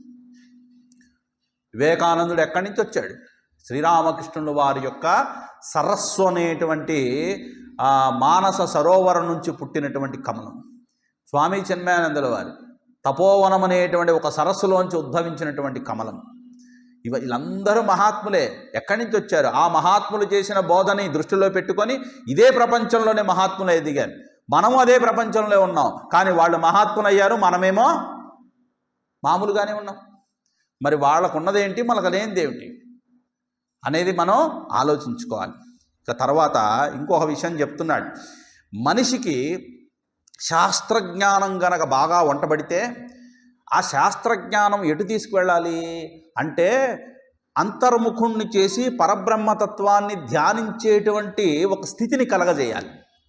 ఇలా కాకుండా శాస్త్రం తెలిసిన వాళ్ళు ఏం చేస్తారంటే కొంతమంది వాదనలకి దిగుతారు. చాలామంది మాకు తెలిసిందే గొప్ప అని చాటుకోవడం కోసం. ఈ శాస్త్రం కాస్త పోనీ వేదాలన్నీ చదివాడా? లేదు, ఏదో 4-3 ఉపనిషత్తులు ఒక భగవద్గీత చదివేశాడు. ఆ భగవద్గీత 4 ఉపనిషత్తులు చదవంగానే ఇంకొకరు ఎవడో దొరుకుతాడు, వాడు కూడా ఏదో వేదాంతం 2 ఉపనిషత్తులు చదివి ఉంటాడు, కూర్చొని ఇంకా వాళ్ళతో వాదన చేస్తుంటాడు అన్నమాట. అవునా? ఈ వాదనలు ఏమున్నాయట? తర్కము, న్యాయము, వైశేషికము, సాంఖ్యము, రకరకాలైనటువంటివి ఉన్నాయి. వాటిని కూడా ప్రస్తావిస్తూ శంకరాచార్యుల వారు వాళ్ళకి కూడా ఒక చురక పెడుతున్నారు. ఏమిటది? ఘటో వా మృత్పిండో వాప్యణురపి చ ధూమోగ్నిరచల పటో వా తంతుర్వా పరిహరతి కిం ఘోరశమనం వృధా కంఠక్షోభం వహసి తరసా తర్కవచసా పదాంభోజం శంభోర్ భజ పరమ సౌఖ్యం వ్రజసుధీ. ఏమంటున్నారు అంటే, ఓ సుధీహి, సుధీహి అని అంటే తన బుద్ధికి తానే చెప్పుకుంటున్నాడు. అంటే మనకు చెప్తున్నట్టుగా ఉంటే మన మీద కొంచెం మనమే కోపడతామేమోనని శంకరాచార్యులు వారు తన బుద్ధికి తాను చెప్పుకుంటున్నట్లుగా మనకిస్తున్నారు సందేశం. ఏమిటది? ఓ సుధీహి, ఓ మంచి బుద్ధి, ఘటోవా మృత్పిండోవా. ఏమంటావు? ఈ వేదాంతంలో చాలా ఫెమిలియర్ ఎగ్జాంపుల్స్ ఉన్నాయండి. ఏమిటవి? కుండ, మట్టి, అగ్ని, ధూమము, అలాగే వస్త్రము, వస్త్రానికి ఆధారమైన దారము, ఇవన్నీ కూడా కార్యకారణ సంబంధాలను గురించి మాట్లాడుకుంటూ వేదాంతంలో న్యాయము, తర్కము, వైశేషికమని ఉన్నాయి.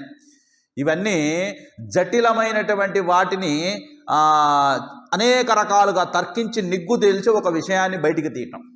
ఇవన్నీ ఏంటంటే బుద్ధి బాగా తీక్షణంగా ఉన్న వాళ్ళకు మాత్రమే ఈ తర్కం, న్యాయం.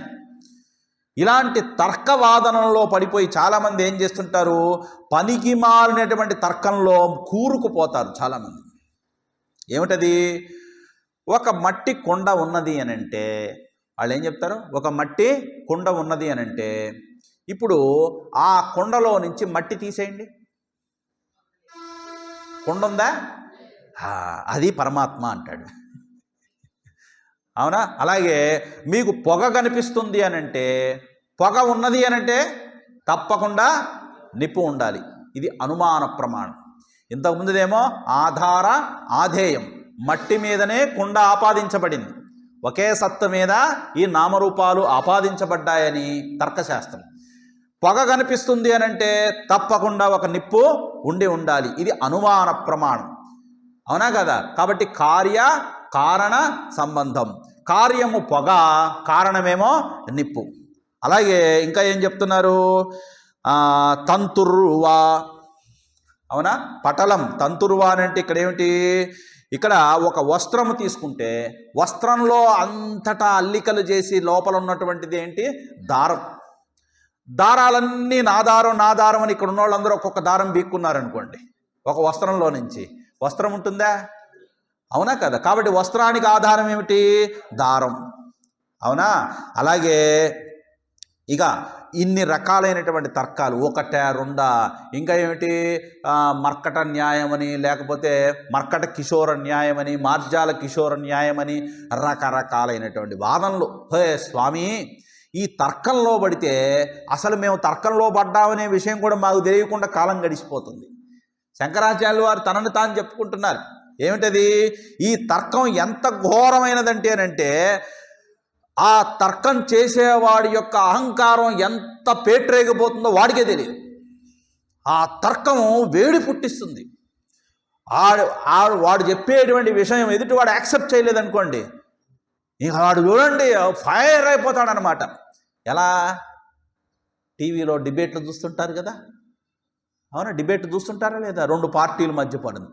మా పార్టీ ఉన్నప్పుడు అట్టా ఇట్టా అంటాడు, ఈ పార్టీ వాళ్ళు మేము ఇట్టా కట్టా అంటాడు అనమాట. ఈ వీళ్ళకి వాళ్ళు దుమ్ము వేసుకోవటం పోసుకోవటం, ఇంకాసేపట్లో వాళ్ళు బాగా వేడెక్కిపోయి ఏంటంటే ఏం మాట్లాడుతున్నాడు పైకి లేకపోతే ఏం చూస్తూనే ఉండండి 2 నిమిషాల్లో మళ్ళీ కలుద్దాం అని చెప్పేసి మధ్యలో ఆపేసి అడ్వర్టైజ్మెంట్లు వేస్తాడు. ఈ లోపల వాళ్ళకి కాఫీ ఇచ్చి టీ ఇచ్చి కూల్ డ్రింక్ ఇచ్చి, ఏమండి మనం లైవ్లో ఉన్నామండి, మా పరువు నిలపండి, మా ఛానల్ పరువు, మళ్ళీ కాసేపు కూర్చోండి మళ్ళీ మాట్లాడుతున్నాను, వెల్కమ్ బ్యాక్ టు డిబేట్ అంటాడు అనమాట. మళ్ళీ కాసేపు మళ్ళీ మాట్లాడుకుంటాను. తపోవన్ మహారాజు వారు, ఆయనకి అసలు ఈ ఆశ్రమాలు, ఈ మిషన్లు పెట్టటాలు, ఈ ఉపన్యాసాలు చెప్పటాలు, బయటికి పోయి జనాలు ఏదో మార్చేద్దాం అనుకోవటాలు, ఇలాంటి యొక్క వృత్తులు ఆయన మనసులో లేశమాత్రం కూడా లేవు. ఆయనకి ఎప్పుడు గంగా గంగా, జయ జయ గంగే జయ హర గంగే అని ఆ గంగామాత యొక్క సన్నిధిలో ఉత్తర కాశీలో అలా గంగా ఘోషని ఓంకారనాద ప్రణవంలాగా వింటూ అలాగే తీవ్రమైన ధ్యానంలో ఉండిపోయేవాళ్ళు. ఆయన ఆ కాలంలో టెహరీ మహారాజు, టెహరీ డ్యామ్ అని ఉందండి ఉత్తర కాశీలో, ఆ కాలంలో టెహరీ డ్యామ్ కట్టినటువంటి ఆ కాలంలో రాజులు, ఆ రాజు తనకి తాను తపోవన మహారాజు వారి దగ్గరికి మహాత్ముడిని దర్శించుకోవడానికి వచ్చి, ఆయన అప్పుడు దర్శనం చేసుకోవడానికి వచ్చే సమయానికి కుటీరంలో లేరండి.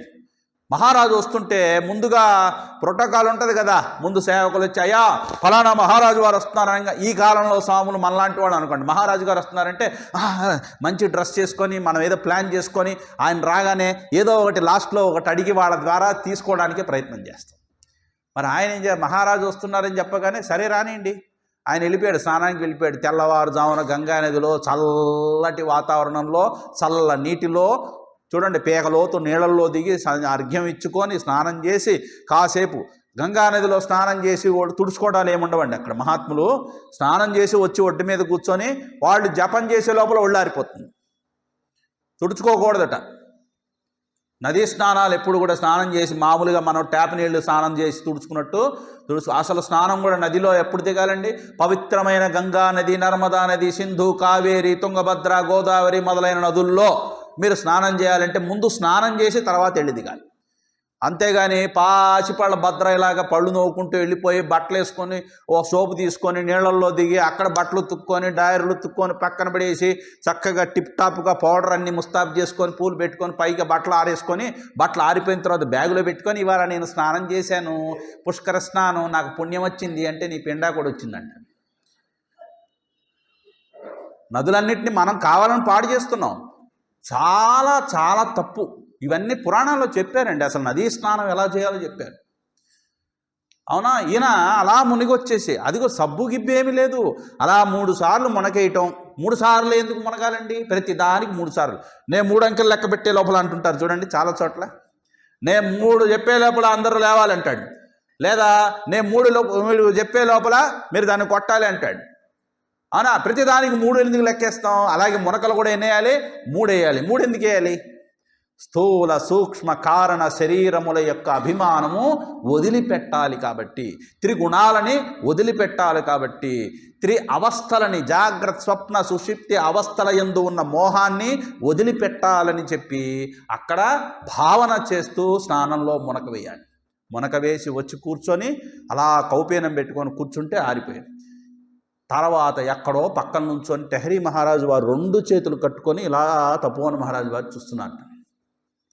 ఆయన వీళ్ళు వచ్చింది చూడలేదు, అసలు పట్టించుకోలేదు, తీవ్రమైన ధ్యానంలో నిమగ్నమై ఉన్నారు. ఆయన ఆ ఒంటి మీద వస్త్రం వేసుకొని ఇక అప్పుడు ఇటు తిరగగానే మహారాజు రాగానే చూసి ఒక చిరునవ్వు నవ్వారు. అయ్యో మహారాజు గారు ఎప్పుడు వచ్చారండి అని అనలా. చూడగానే ఇలా చూసి ఒక నవ్వు నవ్వారు. ప్రణామం గురుదేవా అని చెప్పి ఆయన వచ్చి వంగి నమస్కరిస్తే, మీరు ఆకకేమిటో కారణం చెప్పండి అన్నారు. స్వామి, ఇందాక ఎప్పటి నుంచో నేను ఇక్కడే ఉన్నాను. ఇంతటి చలికి, ఇంత చల్లటి నెలలో, అది కూడా చలికాలంలో మంచు ప్రవహిస్తూ ఉంటే అందులో స్నానం చేసి వచ్చి ఇక్కడ కూర్చొని ఈ కష్టాలు ఎందుకండి, హాయిగా నేను మీకోసం పెద్ద ఆశ్రమం నేను నిర్మించిస్తాను. ఆశ్రమంకి మీకు ఏం కావాలో చెప్పండి, చక్కగా మంచి వేడి నీళ్లతో స్నానం చేసి మీ సాధన ఎంత సజావుగా జరిగిపోతుంది. ఎవరైనా సాధకులు వస్తే కూడా మంచి విషయాలు అలా చెబుతూ మీరు ఎంతమందికి ప్రయోజనం చేకూర్చొచ్చో. కాబట్టి నా మాట విని నా విన్నపాన్ని మన్నించి నేను మీకోసం మంచి కుటీరము, ఒక పెద్ద ఆశ్రమం నేను కట్టిస్తాను అని అన్నాడు. అప్పుడు మీ యొక్క విజ్ఞప్తికి నేను నిజంగా అభినందిస్తున్నాను. ఆయన చెప్పిన సమాధానం ఎంత శుద్ధ సత్వగుణంలో ఉండి మాట్లాడతారంటే తపోవన మహారాజు, ఆయన సత్వగుణం ముందు ఎవరు కూడా తట్టుకోలేక పారిపోయేవాళ్ళు. ఏమిటబ్బా ఈయనకు అసలు కోపమే రాదనుకునేవాళ్ళు, ఆవేశపడడే. అవునా, ఇప్పుడు ఆయన మీ విజ్ఞప్తికి నేను నిజంగా చాలా అభినందిస్తున్నానని చెప్పి, మీ ఉదార హృదయానికి నేను మెచ్చుకుంటున్నానని చెప్పి, అదిగో దూరంగా చూడండి ఒకసారి, ఆ బండరాయి మీద నా అంగారక అంటారు. అంగారకం అంటే పైనుంచి కింద వరకు ఒకటే వస్త్రం ఉంటుంది పొడుగ్గా, ఈ షిరిడి సాయిబాబా వాళ్ళు వేసుకుంటారు, దాన్ని అంగారక అంటారు. రెండే అంగారకాలండి తపోవన మరి, ఇంక బట్టలు లేవు ఆయనకి. అవునా, ఒకటి ఒంటి మీద, ఇంకోటి ఆరేసి పడింది. అక్కడ ఆరేసి ఉన్నది, ఆరేసి ఉన్నటువంటి దాని మీద ఒక రాయి పెట్టారు. ఆరేసి ఒక బండ మీద రాయి పెట్టారు. ఇప్పుడు ఏం చేయాలి, అది ఆరిపోయే వరకు ఏం జపం చేసుకోవాలి. దానికోసం ఈయన అక్కడ కూర్చొని జపం చేసుకుంటూ ఉన్నారట ఇప్పటి వరకు. ఇప్పుడు ఆయన ఆ టెహరీ మహారాజుకి, అదిగో అక్కడ వస్త్రం ఆరేసాను చూసావు కదా, కేవలం నా ఒంటికి అవసరమైనటువంటి ఒకే ఒక్క వస్త్రాన్ని తిరిగి నేను రేపు తొడుక్కోవాలి కాబట్టి దాన్ని రక్షించుకోవడానికే ఒక రాయి మీద నేను ఆశ్రయించి ఆ రాయిని తీసుకొచ్చి దాని మీద పెట్టి నేను జాగ్రత్తలు తీసుకోవాల్సి వస్తుంది అయ్యా. ఇక నువ్వు ఆశ్రమం పెట్టి ఇల్లు కట్టిస్తే వాటి జాగ్రత్తలు తీసుకోవడంలో నా మనసు పెడితే ఇక నేను సాధన ఎప్పుడు చేసుకోవాలి, ధ్యానం ఎప్పుడు చేసుకోవాలి? నాకు అంత ఓపిక లేదు, అంత వ్యాపకం నాకు వద్దు నాయనా, ఉన్నదానితోనే నా జీవితం సాగిపోవాలి. అంత పరమ వైరాగ్యం ఏనాడు కోరుకోలేదు. చూడండి, అది తర్కం తెలీదా ఆయనకి, వేదాంతం తెలీదా?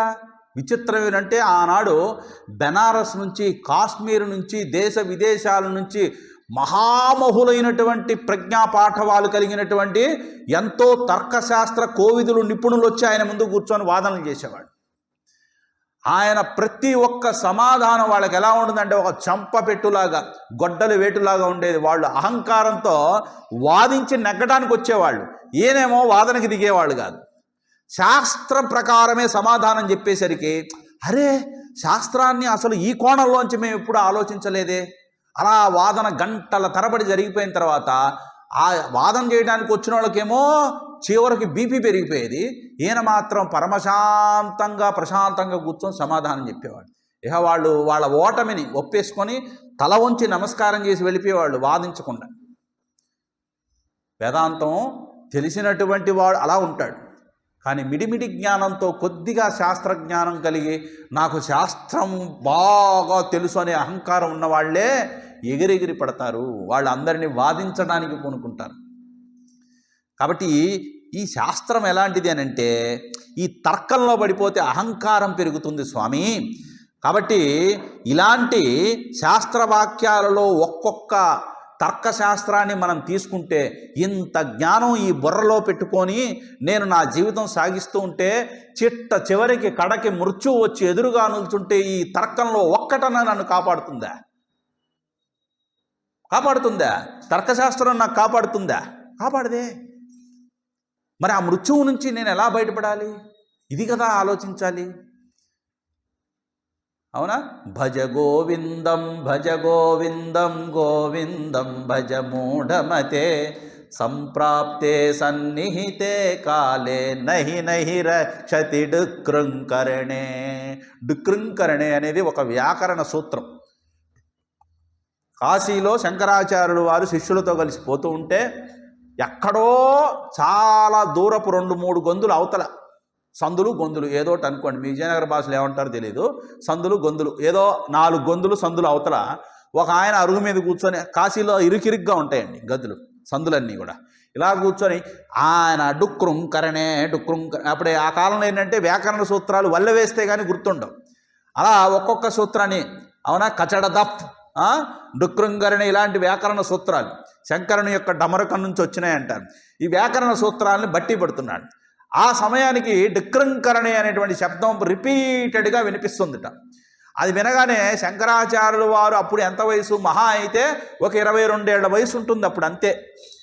అంత దూరంలో ఎక్కడో ఈ పదాన్ని పలుకుతున్న ఆ వ్యక్తిని ఇలా ఆ శబ్దం విన్న తర్వాత తమ శిష్యులతో వెంటనే ఆయన ఏమన్నారో తెలుసా? 85 ఏళ్ల పండు ముసలివాడు డుక్రుంకరణే అని సాధన చేస్తున్నాడయ్యా అన్నట్ట. ఆయనకి 85 ఏళ్ళు ఉన్నాయని ఈయనకెట్ట తెలుసు అంటే, ఆ శబ్దాన్ని బట్టి అతని వయస్సు ఎంతో గమనించగలిగినటువంటి నేర్పు శంకరాచార్యుల వారికి ఉంది. ఏమని చెప్పారట? ఈ వయసులో సంస్కృతం నేర్చుకునేది ఎప్పుడు? ఏది 85 ఏళ్లకి. ఇక తర్వాత శాస్త్రాన్ని వేదాన్ని చదివేది ఎప్పుడు? అందులో తర్కాన్ని చదువుకునేది ఎప్పుడు? వేదాంతాన్ని అధ్యయనం చేసేది ఎప్పుడు? దాన్ని సాధనగా పెట్టేది ఎప్పుడు? చివరి చరమావస్థలో జీవితం ఇంకా పండుటాగులాగా రాలిపోయే దశలో ఇప్పుడు ఆ డుక్రుంకరణి ఎలా రక్షిస్తుంది అనుకోని పాపం అతను దాన్ని అభ్యసిస్తున్నాడు, నాకు తెలియదు అని చెప్పి అప్పుడు దాన్ని దృష్టిలో పెట్టుకొని లోకశ్రేయస్సు కోసం ఆయన నోట్లోంచి భజగోవిందం వచ్చిందండి. కాబట్టి నహి నహి రక్షతి డుక్రుంకరణే, ఎప్పుడు? సంప్రాప్తే సన్నిహితే కాలే, ఆ మృత్యువు వచ్చి ఎదురుగా నుంచోని నీకు పాశమేసి లాక్కొని పోయేటప్పుడు ఆ డుక్రుంకరణి నిన్ను రక్షించదు. ఎవరు రక్షిస్తారు? భజ గోవిందం భజ గోవిందం గోవిందం భజ మూఢమతే. గోవిందుడిని భజించు. ఆ గోవిందుడి యొక్క నామస్మరణతో నీ లోపల ఏర్పడినటువంటి పరమ పవిత్రమైనటువంటి ఆ మానసిక స్థితి ఏదైతే ఉందో, ఆ పవిత్రమైన మనసు ఉన్నవాళ్ళని యముడు లాక్కెళ్ళడండి. ఎవరిలో అరిషడ్ వర్గాల ప్రకోపం ఉంటుందో వాళ్లే యమపురికి వెళ్తారు. ఎవరిలో ఈ అరిషడ్ వర్గాలు ఉండవో వాళ్ళు ఎట్టి పరిస్థితుల్లో నరకానికి వెళ్ళరు. అజామిలుడు ఉపాఖ్యానం మీరు భాగవతం వింటే, అజామిలుడు పరమ పాపి అండి. బ్రాహ్మణ వంశంలో పుట్టిన వేశ్యకి బానిస అయిపోయి వేశ్య ద్వారా పిల్లల్ని కానీ ఆ వేశ్యలో చిట్ట చివరి పిల్లవాడు నారాయణుడు అనే పేరు పెట్టుకున్నాడు. ఇతనికి 90 ఏళ్ళు వచ్చాయి. ఇతనేమో మంచం మీద కూర్చొని శయ్య మీద ఉన్నాడు. మరణం సంప్రాప్తించింది. చిట్ట చివరిసారి తన కొడుకుని చూడాలనిపించింది. వాడేమో ఆ బయట ఆడుకుంటున్నాడు, ఈయనేమో పడుకున్నాడు. చూడాలనిపించింది. ఒక్కసారిగా ఆ పిల్లవాడి పేరు నారాయణ కదా, లేచాడు. నారాయణ నారాయణ నారాయణ 4 సార్లు పిలిచాడు. అలా పిలుస్తూనే ప్రాణం పోయింది. మరి జీవితాంతం చేసింది ఏమిటి? వ్యభిచారం, పాపకృత్యాలు, దొంగతనము, తల్లిదండ్రుల్ని బాధ పెట్టడం, నానా హింసలు పెట్టాడండి. ఎవరు? అజామిలుడు. పుట్టిందేమో సద్బ్రాహ్మణ వంశం. మరి ఇప్పుడు చనిపోయాడు కదా, ఎక్కడికి వెళ్ళాలి? పాపం ఆయన చనిపోగానే ఆ జీవుడు ఇలా లేచి నిల్చున్నట్ట. ఆగానే తీసుకువెళ్ళటానికి 2 వచ్చారు. ఎవరు? యమభటులు, విష్ణు భటులు. ఇప్పుడు యమభటులు పట్టుకొని లాక్కుపోతున్నాడు. Hold on. ఎవరు? యమభటులు. విష్ణు భటులు ఆగవయ్యా, ఎక్కడికి తీసుకెళ్తున్నారు? అతను మా సొత్తు, వదిలిపెట్టండి అన్నాడు. ఇతను మీ సొత్తు ఎలా అయ్యాడయ్యా? అతను చేసిన పాపకృత్యాలు మీకు తెలియదు కదా, మేము చెప్తాం వినండి అని మొత్తం ఆయన చేసిన పాపాలన్నీ పెద్ద చిట్టా చెప్తారట. ఎవరు? యమభటులు. చెప్పగానే అప్పుడు మొత్తం శాంతంగా, సత్వగుణ సంపన్నులు కదా విష్ణు భక్తులు, అలా ప్రశాంతంగా విని చిట్ట చివరికి చెప్తాడట, ఒరే నాయనా, నీకు ఈ విషయం తెలీదా? తెలుసా? ఏమిటది? ఎంత పాపం చేసినప్పటికీ కూడా భయము చేత కానీ, కోపము చేత కానీ, ప్రేమగా కానీ, ఉలిక్కిపడి కానీ, ఆతురతతో కానీ, భక్తితో కానీ, చూడండి ఏమరపాటుతో కానీ నారాయణ నారాయణ అని నామాన్ని పలికితే వాడు అప్పటి వరకు చేసిన పాపాలన్నీ కూడా పటాపంచలైపోతాయని నీకు శాస్త్రం తెలియదా? మా వాడు చివరిలో నారాయణ నామం పలికాడయా చనిపోయేటప్పుడు, అది మీరు గమనించలేదే అన్నాడు. అవునండి, మేము గమనించలేదండి. సరే, తప్పైపోయిందండి, తీసుకెళ్ళండి అన్నట్టు. తీసుకెళ్లారు. విష్ణులోకం తీసుకువెళ్ళారు. ఆయనకి పుష్పక విమానం మీద కూర్చోబెట్టుకొని వైకుంఠానికి తీసుకెళ్లారటండి. అంటే ఇదంతా ఏదో విడ్డూరంగా అనిపిస్తుంది కథ. అంటే ఏమి లేదు. మనసు పవిత్రంగా ఉంటే ఆ జీవుడు యొక్క ప్రయాణం ఎలా ఉంటుందంటే సుఖంగా ఉంటుంది. పాపంతో ఉన్నవాడు భయపడుతూ చస్తాడు. పాపంతో ఉన్నవాడికి శరీరం వదిలిపెట్టి వెళ్ళాలంటే భయం, ఏడుస్తాడు, ఆవేశానికి గురైపోతాడు, బెంగ పెట్టుకుంటాడు. నేను సంపాదించిన ఆస్తి అంతా ఎక్కడికి పోవాలి, 8-9 కోట్లు సంపాదించానే, నా జీవితంలో ఇన్ని బ్యాంక్ బ్యాలెన్స్లు ఉన్నాయే, నా డబ్బులు అదిగో ఆ బీరువాలో ఉన్నాయి, ఇక్కడేమో వీలునామాలు ఉన్నాయి, నా మంచం కింద ఏమో కట్టలు ఉన్నాయి, ఈ కట్టలు అయిపోయింది. ఈ కట్టలు, ఆ బ్యాంకులు, ఈ నగలు అనుకుంటూనే పోయింది ప్రాణం. అయ్యయ్యో రామా. సహజంగా లా ప్రకారం ఏమిటంటే తండ్రి ఆస్తి అంతా కొడుక్కే రావాలి, అవునా? ఇప్పుడు అది తాతగారు ఆస్తి అనుకోండి, మనవడికి వస్తుంది. తండ్రి ఆస్తి కాబట్టి తండ్రి ఆస్తి అయితే మనవడికి వస్తుంది. తాతగారు ఆస్తి అయితేనేమో ఈ తండ్రి అనుభవించిన తర్వాత కొడుక్కే వస్తుంది. ఏ లా నాకు తెలియదు, నేను చెప్తున్నా. తండ్రి సొంతగా సంపాదించింది అనుకోండి, ఈ తండ్రి చనిపోతే కొడుకున్నాడు అనుకోండి, ఆ మనవడికి వస్తుంది, కొడుక్కి రాదు అని అతను క్లెయిమ్ చేయొచ్చు. మళ్ళీ ఇవేదో మంచి విషయం చెప్పారండి, మేము ఇంటికి వెళ్ళిన తర్వాత చూస్తాం అనకండి, పనికి మాలిన ఐడియాలు ఇచ్చినట్టు ఉంటుంది ఇక్కడ, అవునా? ఇప్పుడు ఈ కొడుకులు ఏం చేశారు, ఆయన కాగితాలు ఎక్కడ పెట్టాడరా నాయనా అని చెప్పేసి ఆ చనిపోయిన ఆయన తీసుకెళ్ళి పక్కన పడుకోబెట్టి ముందు మంచం ఎత్తి అన్నీ ఎతుకుతున్నారట, అవునా? పాపం ఎతికారు, అయిపోయింది, తీసుకెళ్లారు. మళ్ళా సంవత్సరీకం సమయం వచ్చింది. ఈ సంవత్సరీకం వచ్చే సమయానికి బయట ఒక ఆయన వచ్చాడు, కూర్చున్నట్ట. ఏమిటది? భవాన్ భిక్షాందేహి అన్నట్ట. ఏమయ్యా, ఇవాళ సంవత్సరీకం మా నాయనకి తద్దినం జరుగుతుంది, నువ్వేంటయ్యా భిక్ష ఆటనాడుతున్నావు, మా 3 గంటలకు కానీ భోజనాలు కావు అన్నాడంట. అయ్యా, మీరు పెట్టే మెతుకుల కోసం నేను రాలేదయ్యా, నా భిక్ష వేరే ఉంది. మీ ఇంటికి వెళ్ళండి, లోపల మంచం ఉంది కదా, ఆ మంచం పైకెత్తండి, ఆ మంచం లోపల ఒక పాము ఉంటుంది, ఆ పావును తీసుకురండి అన్నట్ట. అరే, నాకు తెలియకుండా మంచం కింద పావు, రోజు మేము ఆ మంచం మీద పడుకుంటున్నావే ఓరి నాయనో అని చెప్పి పోయి ఆ మంచం ప్లైవుడ్ పైకెత్తి చూస్తే లోపల పాము ఉందట. బస్ అని పైకి లేచిందట. ఓరి నాయనో, ఈ పాము తగలబెట్టని చెప్పి కర్ర తీసుకురంటారా అని చెప్పి కొట్టి బయట నుంచి ఆయన అరుస్తున్నట్టు, ఒరే నాయన దాన్ని కొట్టకండిరా, దాన్ని నాకు ఇచ్చేయండిరా అన్నట్టు. పాపం దానికి తలకాయ మీద కొట్టి, నడుము మీద కొట్టి, దానికి ఒళ్ళంతా ఛిద్రమైపోతే అప్పుడు దాన్ని తీసుకొచ్చి ఆయన చేతిలో పెట్టాడు, దాన్ని మెడలో వేసుకొని వెళ్ళిపోయాట.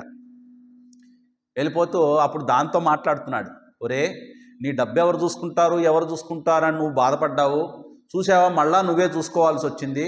ఇప్పుడన్నా నేను చూసుకొని ఇచ్చారా, కాళ్ళు చేతులు నడ్డి ఎరగొట్టి బయటపడేశారు, చూసావుగా, ఎప్పటికైనా నీకు గురువేరా రక్ష అని చెప్పి గురువు గారి శిష్యుడితో మాట్లాడుతున్నట్ట. కాబట్టి చనిపోయిన వాడు ఎలా పుట్టేట, మళ్ళీ పావు రూపంలో మళ్ళా సంవత్సరం తర్వాత దాంట్లో ఉన్నట్ట, అవునా? అదే నేను భగవంతుడిని తలుచుకుంటే, భగవన్ నామస్మరణ చేస్తే, ఎవరు భగవంతుడు, ఏ లోకంలో ఉన్నాడు?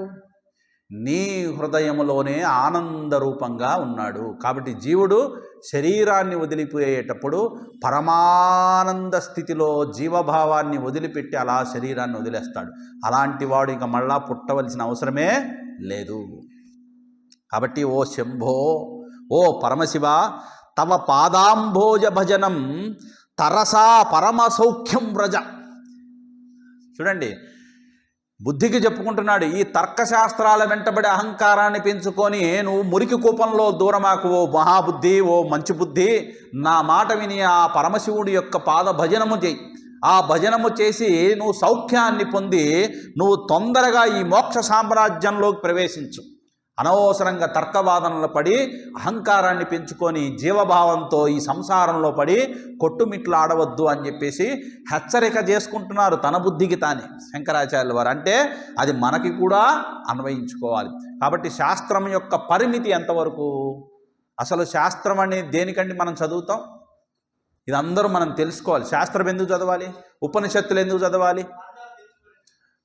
ముండకోపనిషత్తు అని ఒకటి ఉంది, దాంట్లో ఒక మంత్రం ఉంది, ద్వే విద్యే వేదితవ్యే పరాచ అపరాచ అని వస్తుంది. 2 విద్యలు మానవుడు నేర్చుకోవాలట. ఏమిటది? పరావిద్య, చెప్పండి, అపరావిద్య. ఏది పరావిద్య, ఏది అపరావిద్య? నేను చెప్పాల, ఉపనిషత్తులో చెప్పిందే నేను మీతో పంచుకుంటున్నా. ఐఎమ్ నాట్ ఏ జ్ఞాని, ఐఎమ్ నాట్ ఏ పండా. నేను మహాత్ముడిని కాదు, గురువుని కాదు, నేను ఒక సాధకుడిగా నాకు తెలిసింది నేను మీతో పంచుకుంటున్నా. ఏది పరావిద్య, ఏది అపరావిద్య అంటే దానికి పెద్ద లిస్టు చెప్పారు. ఏమిటో తెలుసా? అన్ని శాస్త్రాలు అపరావిద్య కిందే వస్తాయి. ఏవి? అర్థశాస్త్రం, భౌతిక శాస్త్రం, ఖగోళ శాస్త్రం, జ్యోతిష్ శాస్త్రం, న్యాయశాస్త్రం, తర్కశాస్త్రం, సాంఖ్యశాస్త్రం, అన్ని శాస్త్రాలు అన్ని అపరావిద్యలో పెట్టేసి చిట్ట చివరికి వేదాలను కూడా అపరావిద్యలో పెట్టేసి ఇంకా ఫైనల్గా దాంట్లో ఇమిడ్చినటువంటి ఇటుకల్లాగా అలా పెట్టిన విద్యలు ఏమిటో తెలుసా? ఉపనిషత్తులన్నింటినీ తీసుకొచ్చి అపరావిద్యలో పెట్టేశారు. అదేమిటండి? ఉపనిషత్తులు బ్రహ్మం గురించి కదా చెప్తున్నాయి. బ్రహ్మమును అందుకోవడానికి కావలసినటువంటి ఇన్ఫర్మేషన్ మాత్రమే నీకు ఇస్తుంది. మరి ఏది పరావిద్య? జీవ బ్రహ్మైక్య జ్ఞాన ప్రబోధం ఏదైతే నీలో కలుగుతుందో అదే పరావిద్య. బయట వినేది ఏది కూడా పరావిద్య కాదు, గుర్తుపెట్టుకోవాలి.